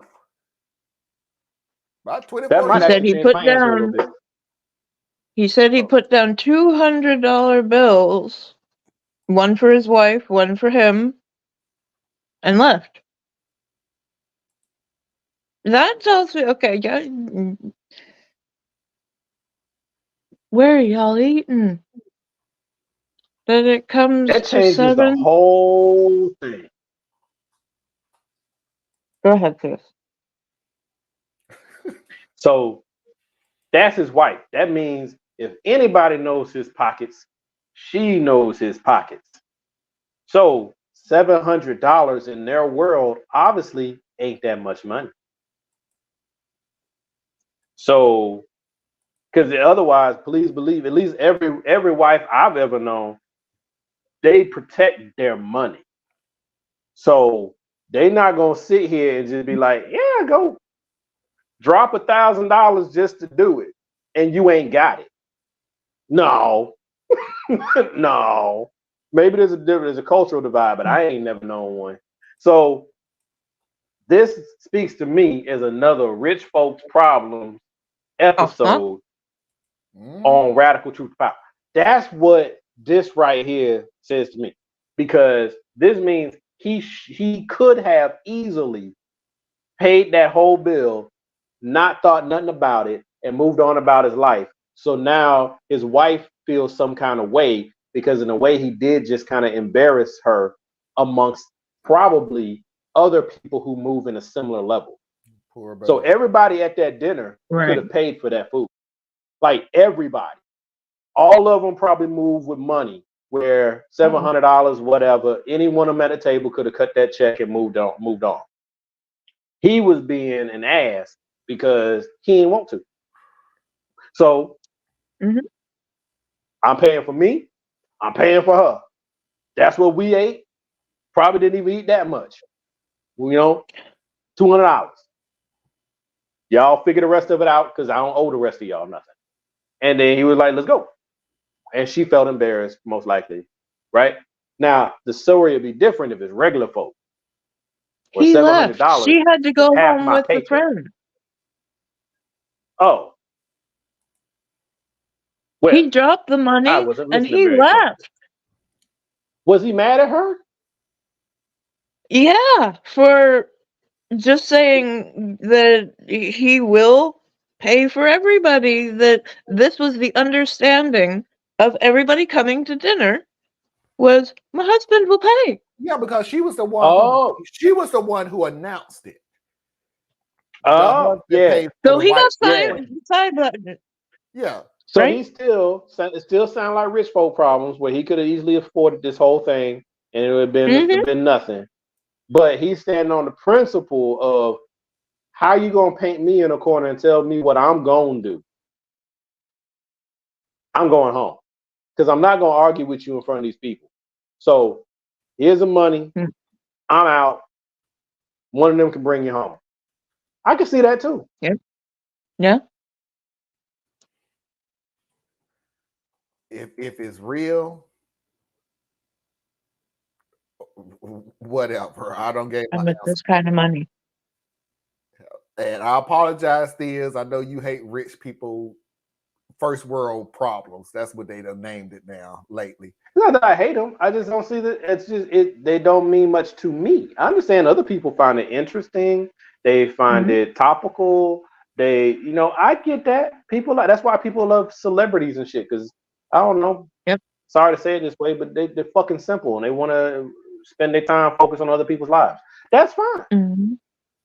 I am like, that shit ain't helping me, and it don't make sense because it all boiled down to you have enough money to deal with whatever the situation is. It's hard for me to have sympathy for you now, bro. Like,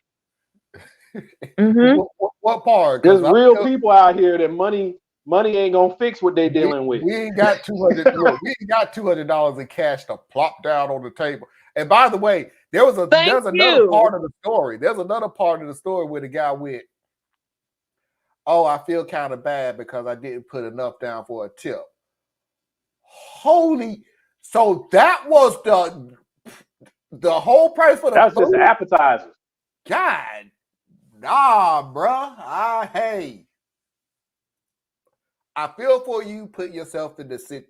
No, that's a lie. I feel for you for your wife putting yourself in that situation. That was effed up. But yeah, you got $200 in cash. You could have taken that card out. Why'd you do your wife like that? No.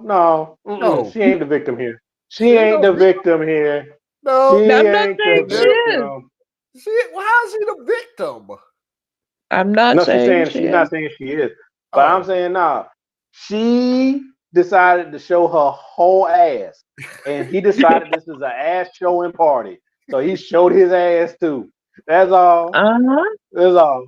We matching energy over here. In pretty fact, much what it when sound you like. get home with your trifling ass, I want you to stay in the get. Know what? You can go to the house. I'll be in the guest house. I'm gonna I'll be be in over the at the guest. guest house. Y'all go ahead. You go ahead, go on in the house. The butler will see you. He'll take care of getting everything taken care of. Don't bother me. I'm at the pool house. I don't want to talk to I'll you. be I'm in my good. mountain home. Right? Dude, It does just for sound. that, No, it really do I'm sound sleeping like. on the couch in my cabin in the woods, overlooking the Rockies. That's where I'm going. Where is the keys to my Land Rover? It's time for me to go. I'm gonna slum. I'm gonna slum it out today. No, I'm not driving the Maserati. Give me the Land Rover. I feel like I need to stay in my pain for just a moment. Oh my gosh. Oh Lord. What's my problem? Where are Foxy's you video. going, man? Foxy's videos of the week.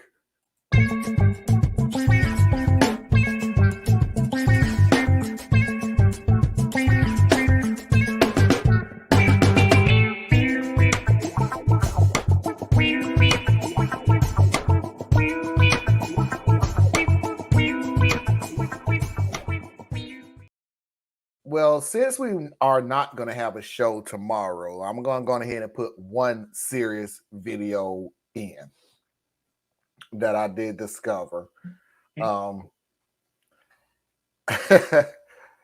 I'm just trying to figure out who's going to be the most pissed because, again, I'm not going to see any of these people until like damn near 2 weeks. I'm going to miss them. It's not the same as I know that we've talked throughout the week when something is bothering us or we get a story or something like that. It's not the same when we're on air together. So I'm going to miss them for 2 weeks. So let's go ahead and get a series as serious as this freaking story could possibly be. What you missed on Fox this week? If you don't watch Fox News, here are 5 totally real and definitely not made up stories you might have missed this week. Murder? It's caused by participation trophies. Everybody is a winner. Everybody gets a trophy. Then you go to a game and there really are losers. They become so outraged that they are willing to kill somebody. Sean Hannity thinks he should be in charge of labor laws. Here's what he had to say about the UAW strike. Just a heads up, in case you didn't know, Sean Hannity's show has a live studio audience. By the way, their 4-day work week, 32 hours. Take that proposal. No way. That's not. Okay, I work like 90 hours a week. He really is a man of the people. Recent abuse allegations against Russell Brand are actually just cancel culture by the woke left. Who could have seen this coming? Brand was immediately demonetized on YouTube. I wonder if Brand had lurched left instead of right, would this have become a story? Just canceled immediately. Personally, I think it's because he raped numerous women and a 16-year-old girl, but that's just me. The climate crisis is just a virtual Trojan horse for global collectivism. The climate crisis is just a virtuous Trojan horse for global collectivism. I really love when he just says words. It's like Fox News Mad Libs. The socialist climate cultism and general socialism globalism. And finally, Columbus Day is coming up, so you know what that means. Conservative whining. She's trying to destroy this guy because why? Because you discovered America, the Italians aren't going to put up with it, and the rest of red-blooded America is not going to put up with it. If there's anything real America should care about, it's an Italian maniac who died 500 years ago and never stepped foot on anything that constitutes the modern United States. How stupid are you? I'll see you on Friday for next week's recap. General socialism, globalism.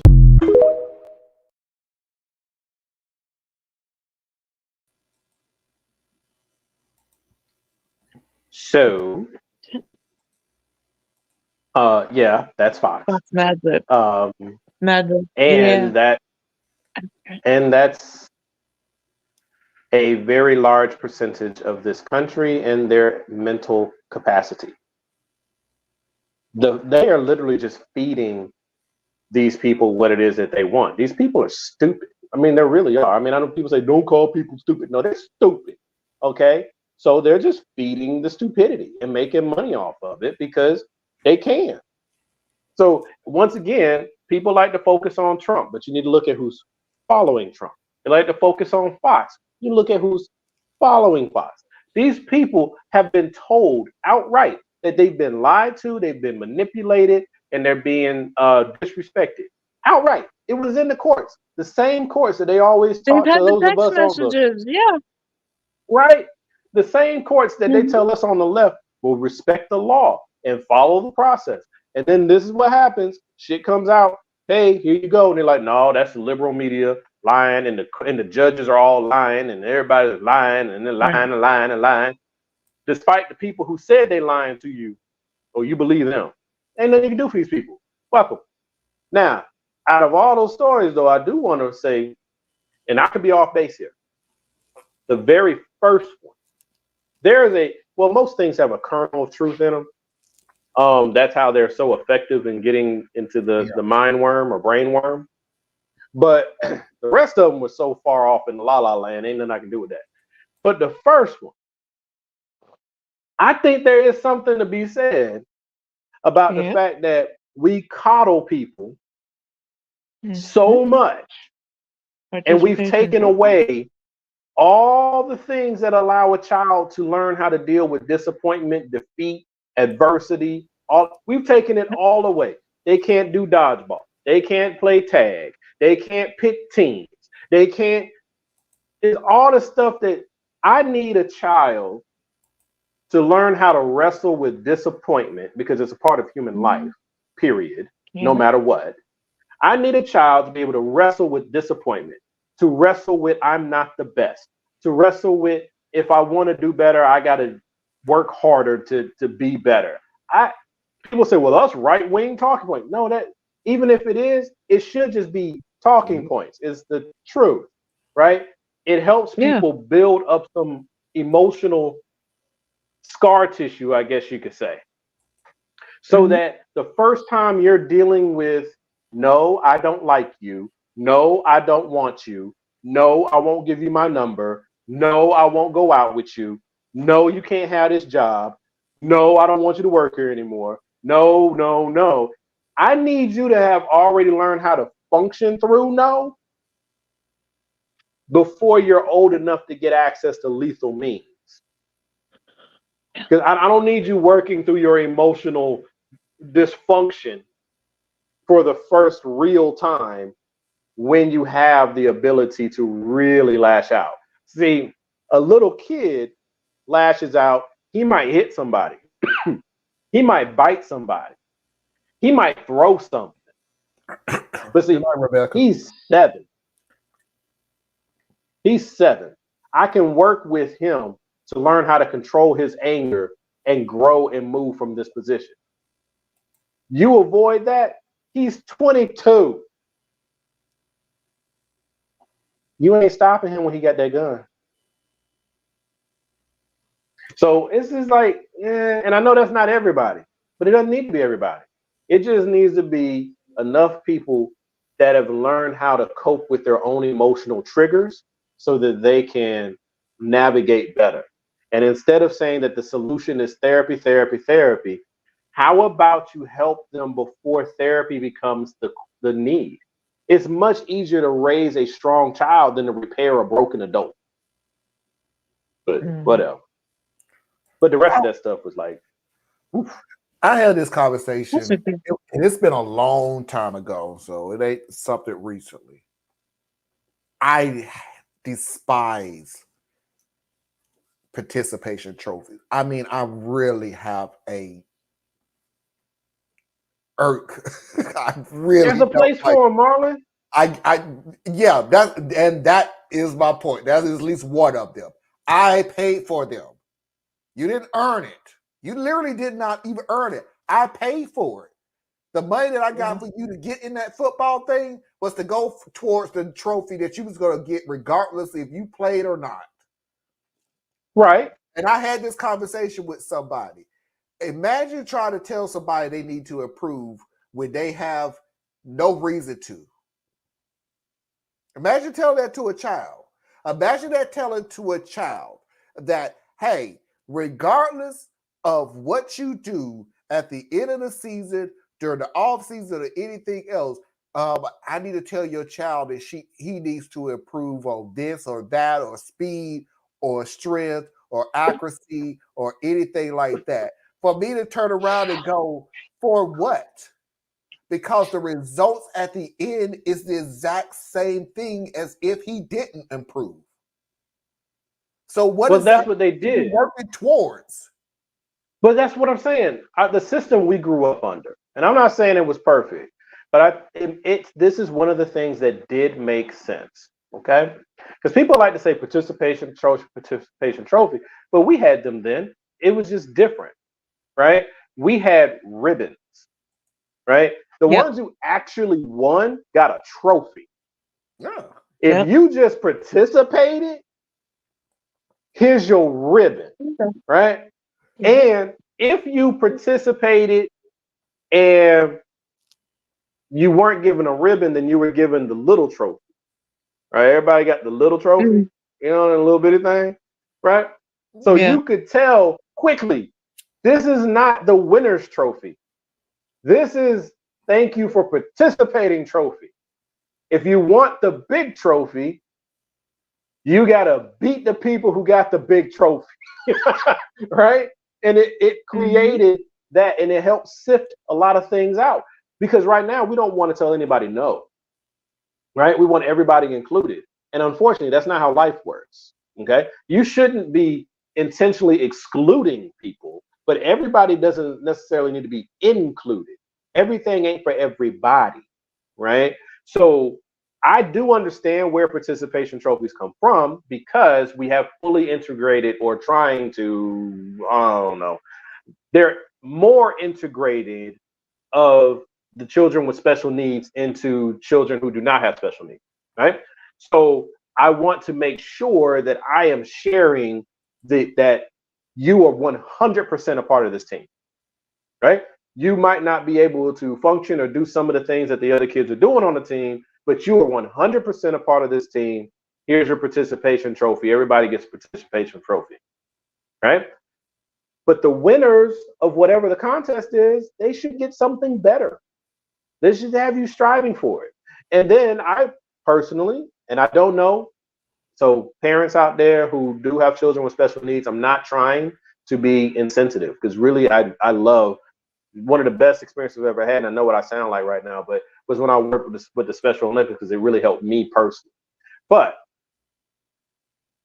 it goes to my point of everything ain't for everybody. Wait a minute. You work with the Special Olympics? Yeah, they had the Special Olympics in that is so cool. Yeah, they had it was a small event, but they did it down in South Georgia one year when I was in college, and I was able to volunteer and work with the kids, and it was just awesome. Like literally, it was awesome. But I don't want to speak on it as though it's like spectator sporting. You know what I'm saying? I'm saying, because I literally took more from being there than they took from me. You know, I didn't have to be there. Their life was going to be just the same either way. You know what I'm saying? I'm the one that walked away with something. But give people their avenues to where they can compete with skills. Stop trying to make everybody compete the same way at the same level. It's not fair. It's not right. Okay? That is an adult trying to take care of an adult. That's not the adult taking care of the child. that child knows that they're not able to compete the same way as these other kids. So what have you just done? You force them into an environment where they already have to feel different anyway. You feel better about it, but does the child truly feel better about it? I don't know. Ask the child. But you put a bunch of children who are all dealing with whatever level of special encumbrances they're dealing with, and let them compete. And they can compete for their real trophies and real bragging rights. Yep. That's valuable, you know. And then people who will say that, Like the well, Invictus game. thank you. And then we do it for, pardon the language, normal kids. We do it already because we got different divisions in athletics. Right? If you were 1A With school, you're every not competing sport, with 2A schools and 3A schools. We look already do at it. Hey, you know, Theus? the different races, the different lengths, the different difficulties. Yes, we Did I already see- do it. It's We just have, we're choosing not to. Did I see you the video of that little card artist that that created not only his own school but his own football team? And then they went. I heard about it, but I don't remember seeing that. I remember you mentioning I it in the have chat.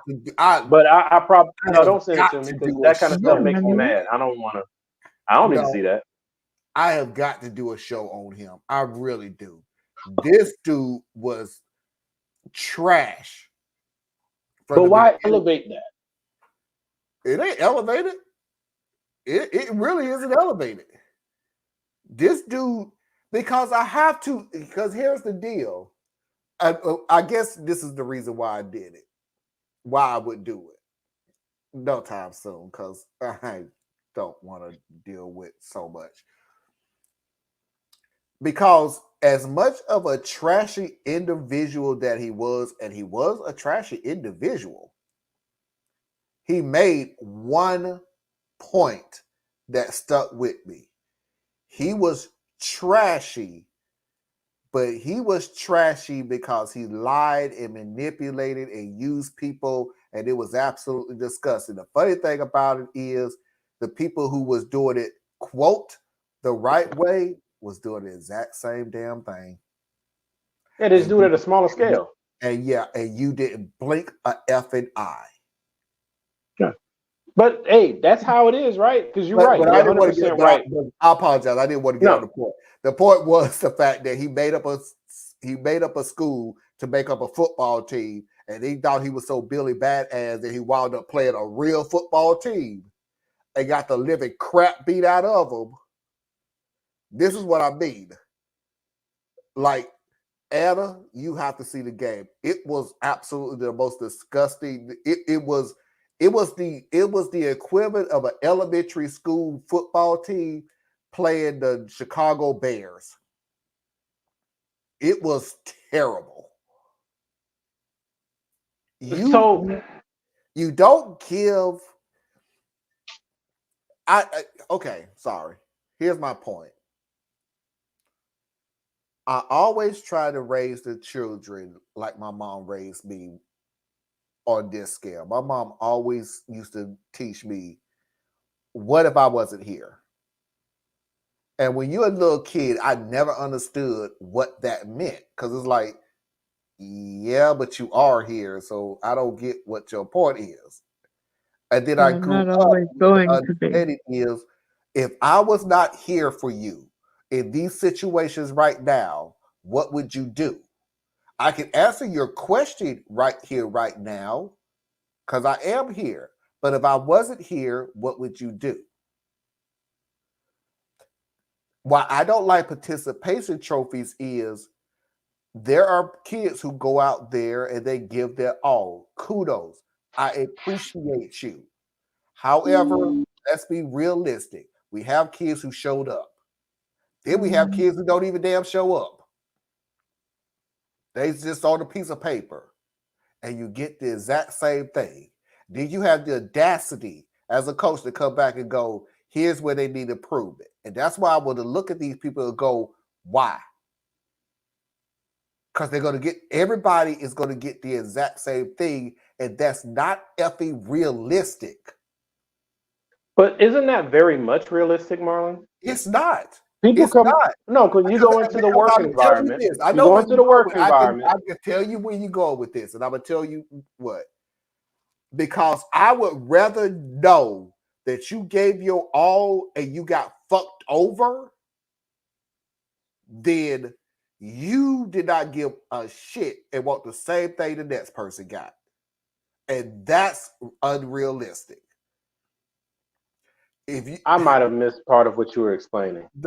I'll tell you, and you'll catch on exactly what I'm saying. What we were saying off air before the show. Oh, what I'm talking about ain't got nothing to do with that. No, that's what I'm giving an example of. If you give your all, and you know you gave your all, and you know damn well you're better than the next person, and they still achieve something better than you, that's been effed over. Yes, it is, but it's not the same argument. A participation trophy is more akin to your salary. Just for being on the rolls, you have this amount of money rolled to you because you work for the company.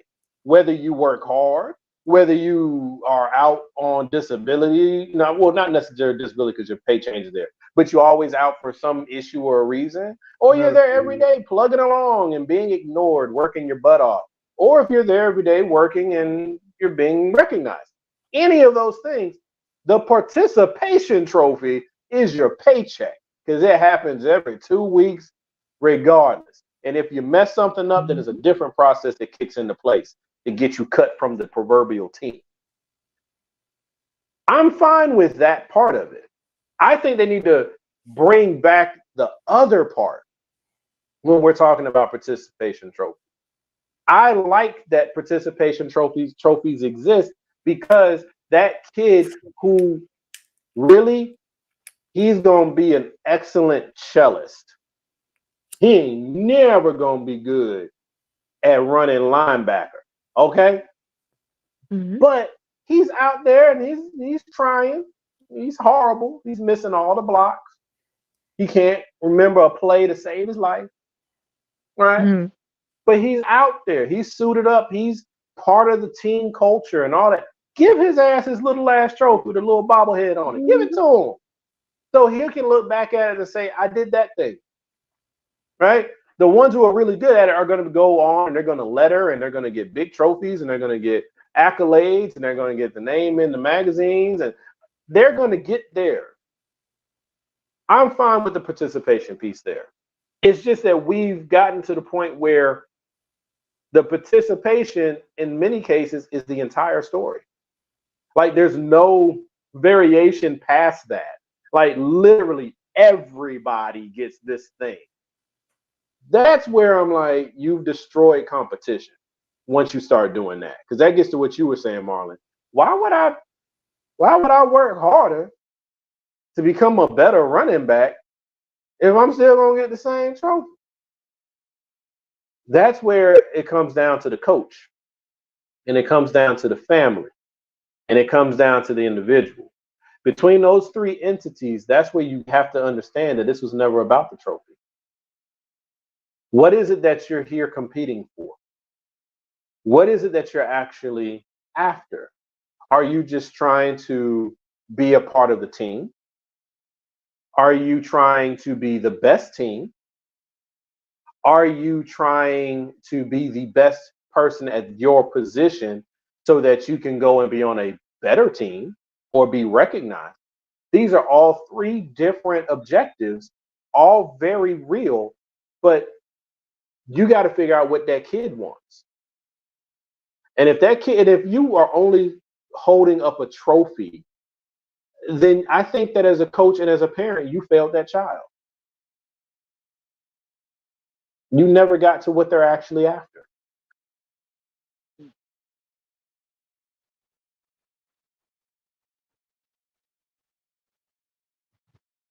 You're muted, Marlon. I was saying that's the only serious segment that we're gonna have. So y'all enjoy that. I'm literally gonna take this and use that as next Sunday show or tomorrow's show. hell if I know. The rest of it is just going to be just silly crap, such as this next video. Babe, are you serious right now, dude? Are you serious? What? I just went through your phone. Okay. After everything I've done for you, that's how you're going to do me? Are you serious right now? What are you talking And you're going to about? act like you don't know. What are you talking? What am I getting pressed for right now? What do you think I saw on your phone? I don't know. Pictures of you? If you keep lying to me, it's just going to make things worse. What do you think I saw on your phone right now? Babe, I don't know why I'm getting pressed. What are you talking about? Babe, I just went through your phone. What do you think I saw? I don't know. What did you see? For real? It's like that? That's how we doing each other? I can't believe you, dude. I seen you DoorDash Chipotle earlier in the morning. Why would you DoorDash Chipotle without me? First of all, who's Chipotle in the morning? You know I love Chipotle, man. Babe, I couldn't order you some.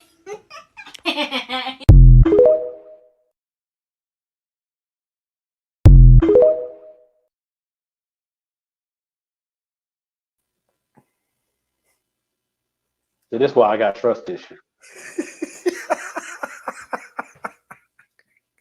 First of all, who does do Chipotle in the morning? I don't know. You can. I don't think you can. Yikes! I don't want Chipotle in the morning. Oh no, I can eat it at any time of day. No. But they not gonna open up till 11. In the morning, Foxy? Anytime. Oh, that's geez. a breakfast burrito. What you talking about, man? Here's what you do, folks out there. All right. Now, I don't usually have leftovers, so this doesn't always apply to me. But sometimes I get the opportunity to eat the kids' food if they didn't finish it. So you get a burrito bowl. As long as you got about half a bowl, that's a whole burrito. So cook you some scrambled eggs. Get you a fajita. Put the contents up, warm it up first. Put the contents in the burrito with the eggs. The eggs is important because the eggs is what makes it a breakfast burrito. Okay. Now you can eat it. You know what I'm saying? Eggs equals breakfast. And this is literally what I want on my stomach in the morning. Why not? It's the same thing. It's a fajita. So that's bread and starch. You want me that to helps put settle your beans and stomach. eggs on my stomach in the morning?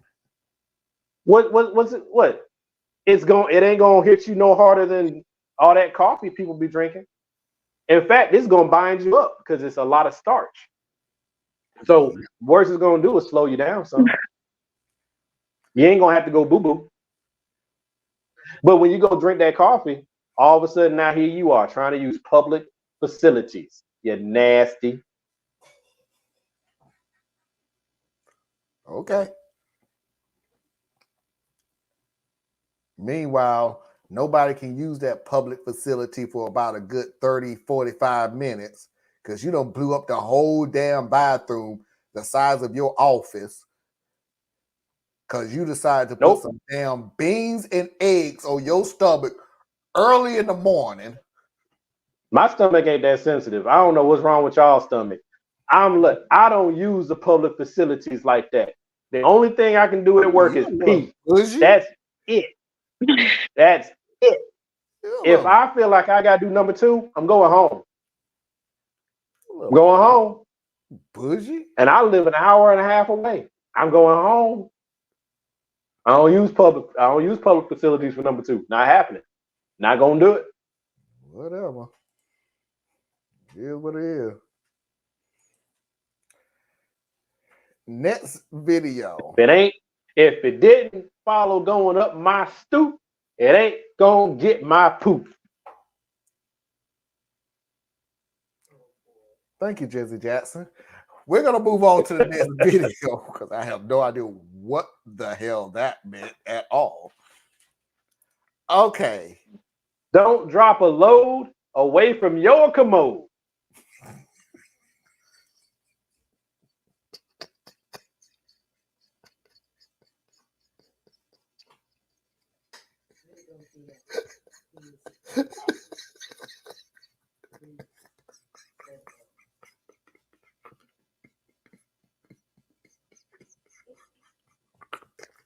I'm going to sleep.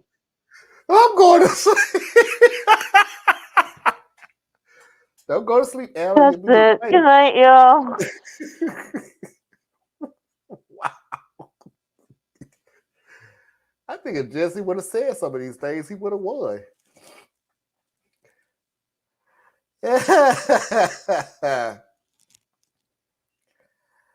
Next video that I'm going to show. Look. Don't use the throne. No. If you can't be alone. No.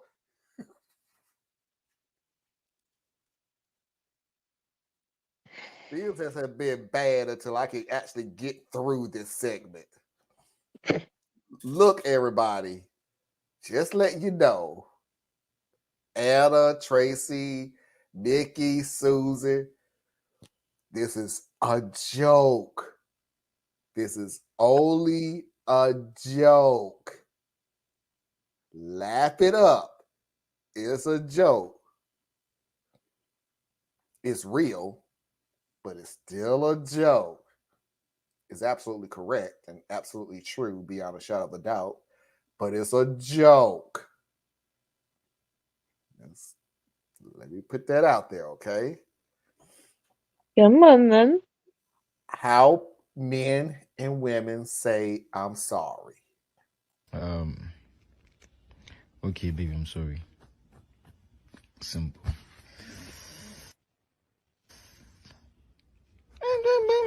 You know that I was going to do that, but I never meant to do that way, but you never think of my feelings. You don't know that I love you, but at the same time, you despise me. At the same time, I get angry and multiple, and you don't care. But I do forgive you, but at the same time, you do. Okay, baby, I'm sorry. You gotta think for my feelings, but yeah, at the same time, I get angry and multiple, and you don't care. But I do forgive you, but at the same time, you do. Okay, baby, I'm sorry. You gotta think for my feelings, but yeah, Okay, baby, I'm sorry. Simple.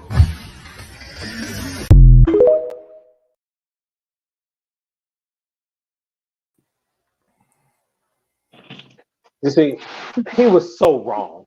He was so wrong. Because first of all, she ain't never gonna get to I'm sorry. Second of all, you got to learn her replacement for I'm sorry, which is gonna be are you hungry?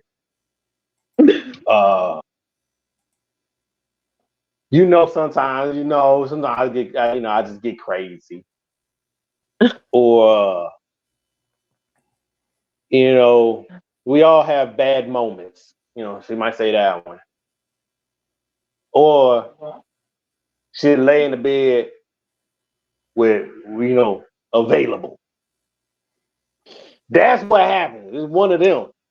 But when she say quickly, I'm sorry, either one, she ain't mean it, or two, you don't really know what she did yet. So watch out now. If your woman just, I'm sorry, I'm gonna take that sorry, but I'm a little concerned now. I'm going to say this real quick, and then I'm going to give it to Anna. These are all jokes, folks. These are all jokes. Kinda. Definitely. The only thing that was missing out of this, because the one thing that had me in tears looking at this was, but at the same time, that had me cracking up. The only thing that was missing out of this conversation was, and I find it kind of funny, which no, that's how the argument starts. Yeah, I find it kind of funny. So you can put at the same time, I find it kind of funny, literally back to back to each other. At the same time, I kind of find it funny that, and blah, blah, blah, blah, blah, blah. Those are the two statements that you can literally use like 18, 19 times and it works. Like seriously, it That's just, because we're simple. yeah, we just want this shit to be over with by this point. Nah, we simple in that we will wander our dumbasses right into the trap. I just find it funny. But what's so funny? Well, it's funny how you can point out what I did, but you can't see what you did. Walked right into it. Yep. We simple. We too simple. I don't even, sometimes I think that's why a lot of times, like my wife won't even argue with me no more. Well, first she's learned not to argue with me because it's a waste of energy. But sometimes I think that she decides not to argue with me, not because she's not going to get the emotional feedback that she's going to want from an argument. Sometimes I think she don't argue with me because she thinks I'm just stupid. Because there's no point in her having an argument. Like, why am I arguing with this fool? I don't know. I think Either one works for me because the argument ends. But I think I got to the point now where I don't argue, not because I just want to get the argument over with and everything else, and you'll understand when I get to the end. I don't argue because the old me would argue knowing that I'm fucking wrong. Oh no, never that. I did it. I grew from it. I get it. The only time I do argue is when I feel like I'm not wrong. Seriously, I'm going to argue you when I feel like I'm not wrong, or something was construed, or something was taken out of place. I will argue with you. If I know I'm wrong, stop arguing, guys. Come on, stop it. Just don't do it. You knew you was wrong. Take your wrongness. Move on with your damn life. Because what happens is when you argue every point, you lower your value. Because it's like you're just going to argue for the sake of argument. You're wrong. You did something wrong. Live in your wrongness. Correct your wrongness. You know who's wrong, Marlon? What? Me and you. Because you tossed this to Anna and then we started talking some more. Here we go.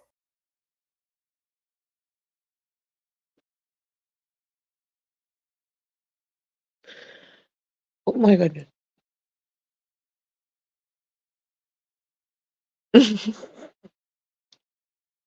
Y'all are funny.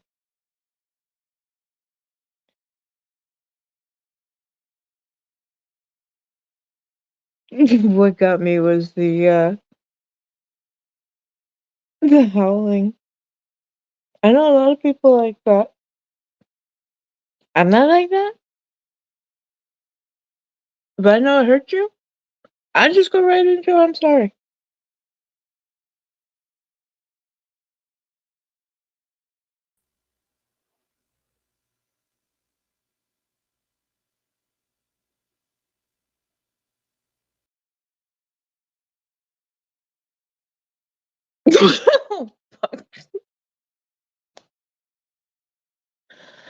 Uh, I don't have much. The hell am I gonna say after that, you guys?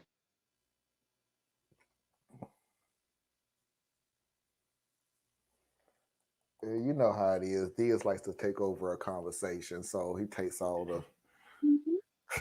I do that though. You do that though. But this time it wasn't my.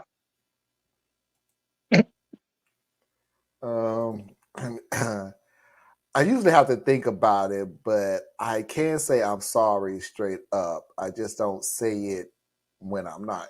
And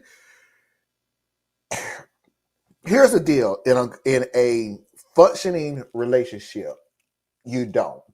It is more toxic for you to say I'm sorry when you don't know what you're sorry about.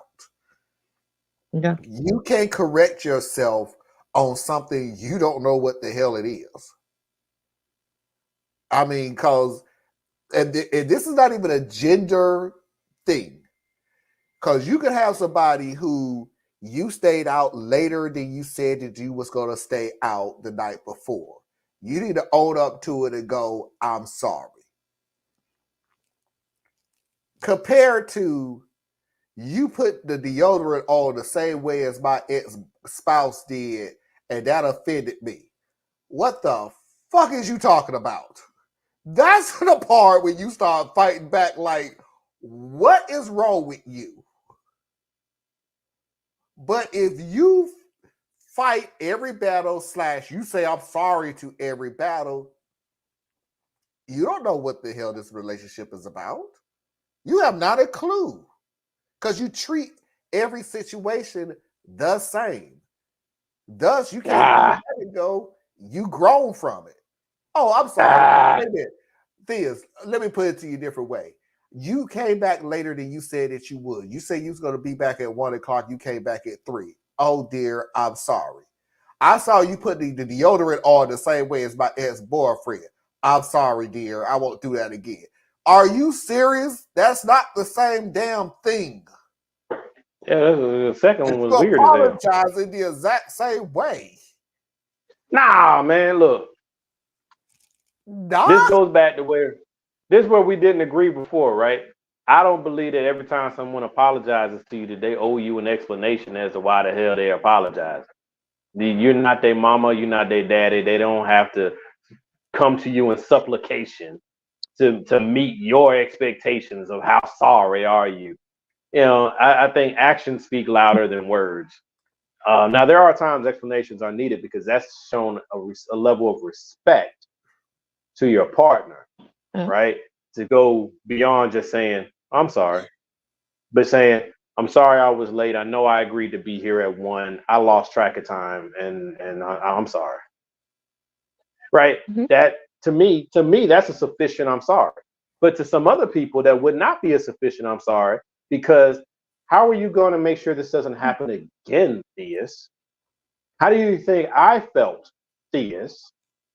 That's another level of I'm sorry that you might not get from me, because what I owed you was a sincere apology for what occurred. And out of respect, I take it the next step and I give you an explanation as to why it happened. Now, that's all I owe you. I only owed you the first part. Out of respect, I gave you the second part. But what I'm obligated to do from this point is to never have this happen again, because that's how you can see that I truly was sorry about what I apologized for. There's no level of explanation I can give you that will ever give, the words will never meet the moment. I can only back it up with actions to show that I'm serious about my apology. But some people want you to sit there and be like, I'm sorry that I was late. I lost track of time because I was busy taking shots off of a stripper on the bar. And when I went to leave, I tripped and fell and I twisted my ankle. But it's okay because John and Paul picked me up and ushered me home. And now I am here and I will never have this happen again. And please forgive me. Probably just made life worse. Yeah, if that was the situation. What's up with the stripper? Yeah, exactly. It's that old joke of you text the man text his wife and went, I got into a car accident in the parking lot. I have broken my back.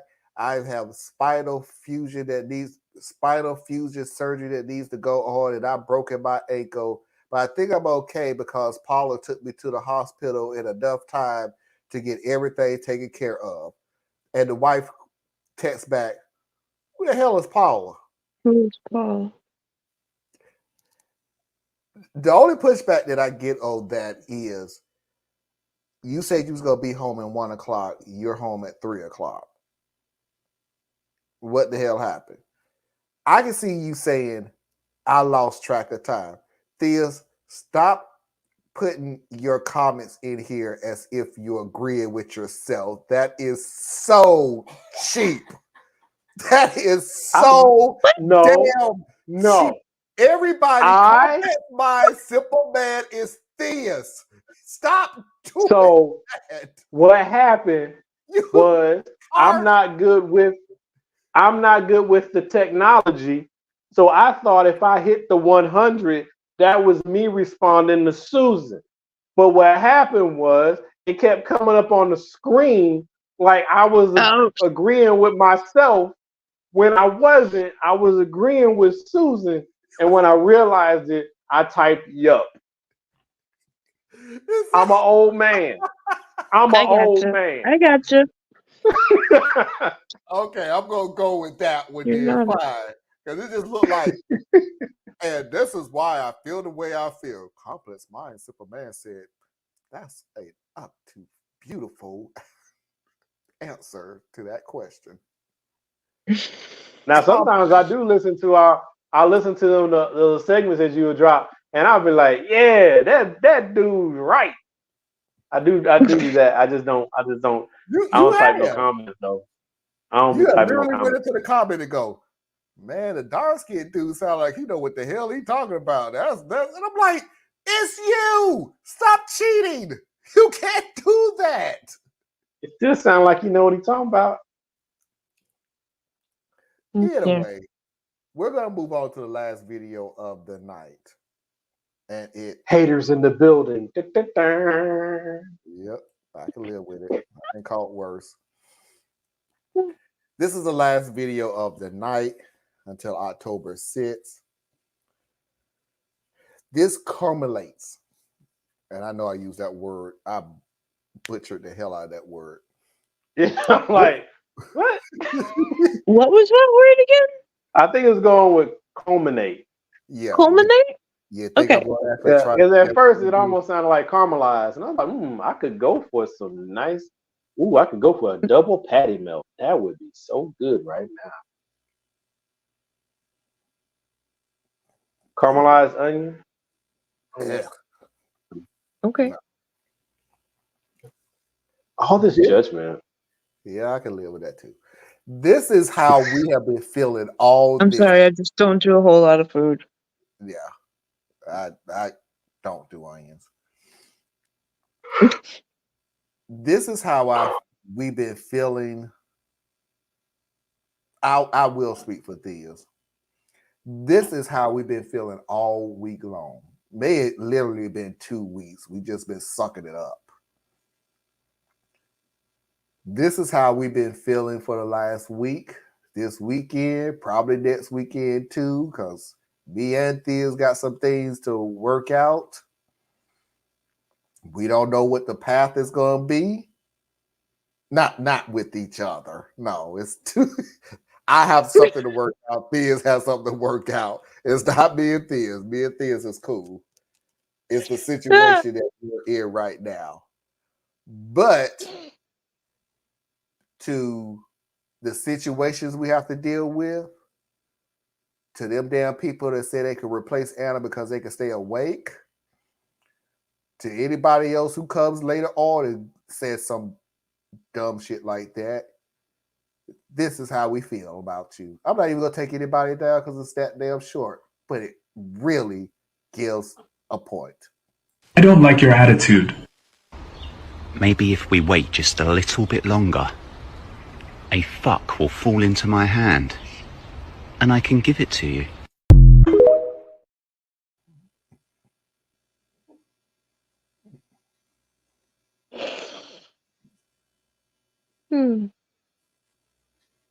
My thing is this. I don't want to ever show a lack of appreciation for those who take the time to watch our videos and to comment. Even the assholes. Thank you. Leave your down thumb to show the engagement and let us continue on our merry way. Thank you for your patronage. But there's no reason to attack the host or the panel except unless you're attacking something we said. That's fine. Like if I said Right. it, it's fair game. Mhm. But don't go at people because of what you perceive of them without knowing anything about them. It's just not a good look. Um, it's not it's just not a good look. It really isn't. You don't know. You don't know what struggles I'm dealing with or Marlon's dealing with, and it's none of your concern, and I get that. But once you decide that you're going to make that level of a critique off of what you are visually observing, um, you're wading into dangerous ground. If the concern, whoever this person is, I don't know, if the concern is, wow, Thea sure talks a lot, then say, wow, Thea sure talks a lot. Or Anna, why is she always sleeping? Hey, why does it look like Anna's sleeping? Those are comments. We can answer those because it might be a Mhm. learning moment for you. But to say, oh, they shouldn't even be on the show because it is that, nah, that's not your call to make. You know, vote with your thumbs, meaning unsubscribe and go on about your life. Uh, but Yeah. Here's why I have an issue with that comment. And then trust me, I will not bring this up anymore because I'm already done with it now. It's the same reason that some people has come on, emailed me, commented or whatever. Why you're not covering this story? I know it's not going to make any sense till I get to the end, so just follow me. Why you don't make any comments on this story? Why you don't cover this story? Why you don't say this and that on this story? And I always say I don't jump on a story because all the information is not out on that story. And I'd rather be correct than be the first. Because at the very least, I can come back on and go, ooh, I apologize. That's not the information that was given out. I try to cut that down on that. And you cut down on that by saying nothing. You get all the information, and if it's feasible, then you report it. I've learned the hard way. Well, I didn't.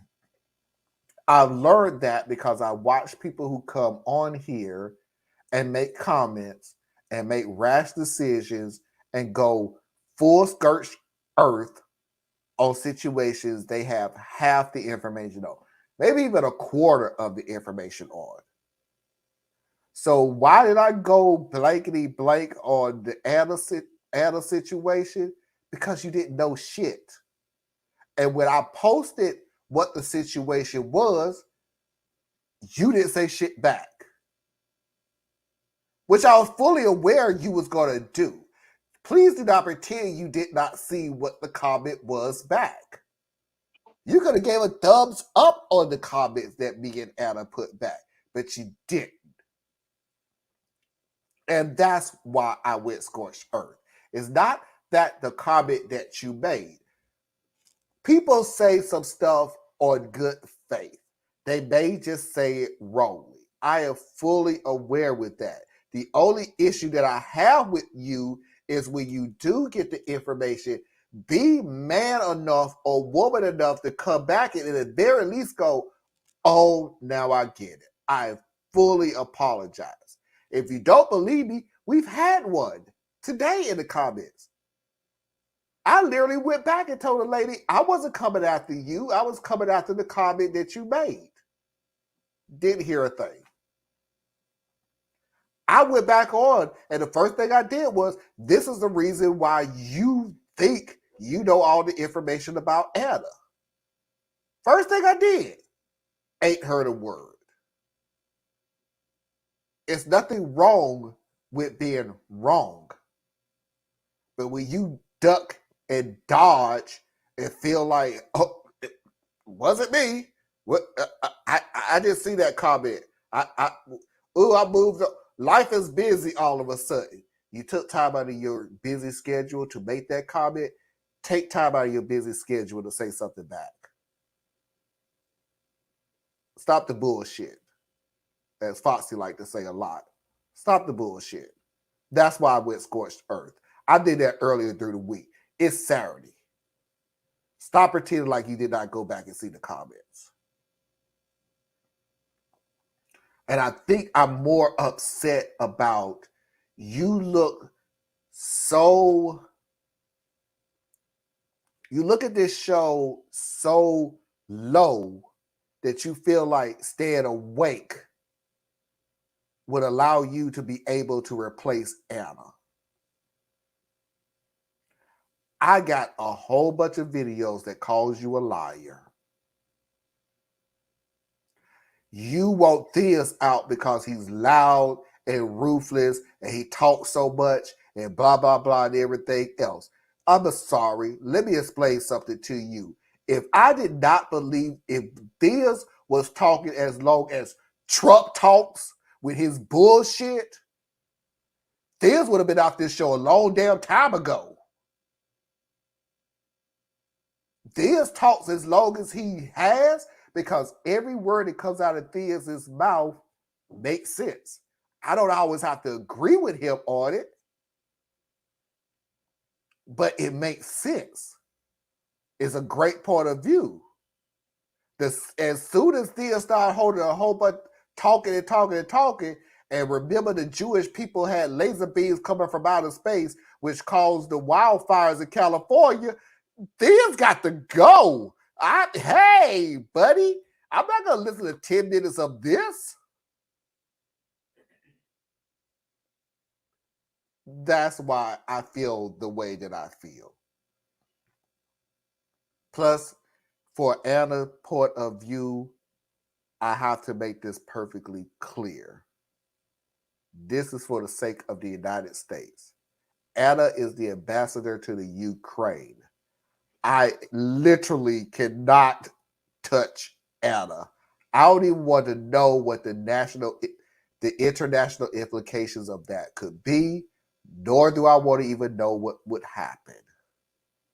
So please, either read the response or shut the hell up over optics, because that's pretty much how we started this.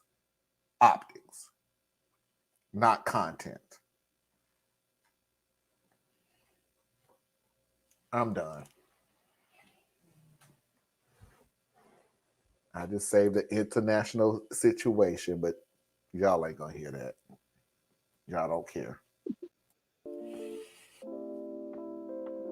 No, before I say that, I work quietly. First of all, I have to say this. Thank you, Susan.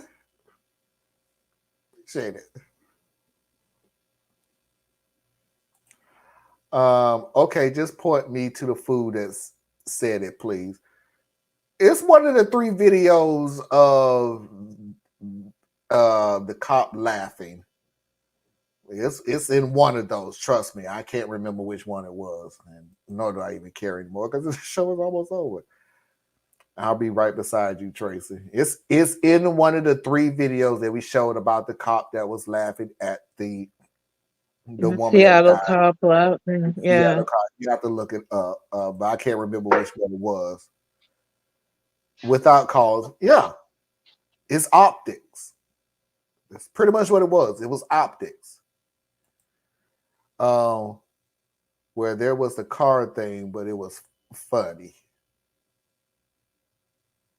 I don't know what that means. Remember, you're reading these with a severe time delay. I know. Yeah. I am. I surely am. I like to keep international peace. So, yeah, let's just keep it PG. Keep everything kosher. Now I can play the music. Fuck no, we're not keep it PG. We try to keep it at least the first hour. We try, and by the way, kudos because we actually did. I don't think we actually. Did I? Because I don't know. I don't think we actually cussed the first hour. Not once. Okay. Now the second hour we paid up for it, but the first hour I think we did pretty good. Okay. Anna, tell everybody where they can find you. You can find me at BoreliaEtc. Spelling is right down there. Is? Yeah. Soon I hope to be able to give y'all a different answer, but right now, just keep supporting Marlon and Tracy and Anna, and that's the best way to find where I'm at, in a comment section or a video or something. So there you go. And Diaz is gonna come back with a bang. He just got to put some stuff together. So y'all keep a lookout for Diaz. Confidence Mind Superman is in the verge of doing some big things, but it's gonna take some work. So y'all just look out for him. He got some big things coming. It may be in the next 2 months, it may be next year, but it's going to be.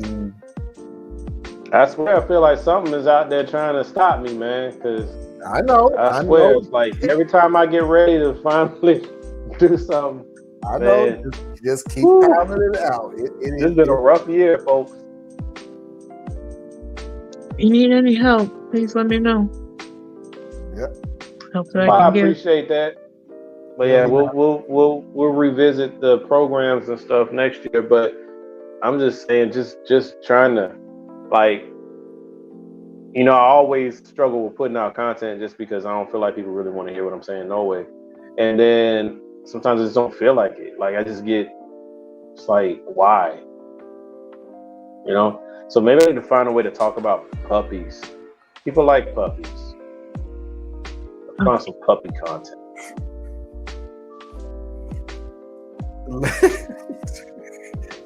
Ladies and gentlemen, boys and girls, children of all ages, non-conforming individuals, and of course, I'm assuming you're LGBTQ. That is our show for tonight. I appreciate Anna. I appreciate Diaz. And until next time, October 7th, we will see you when we see you. Peace. I think you should reach out to Ted Cruz and invite him on. Yeah. He would last a grand total of 30 seconds on this show.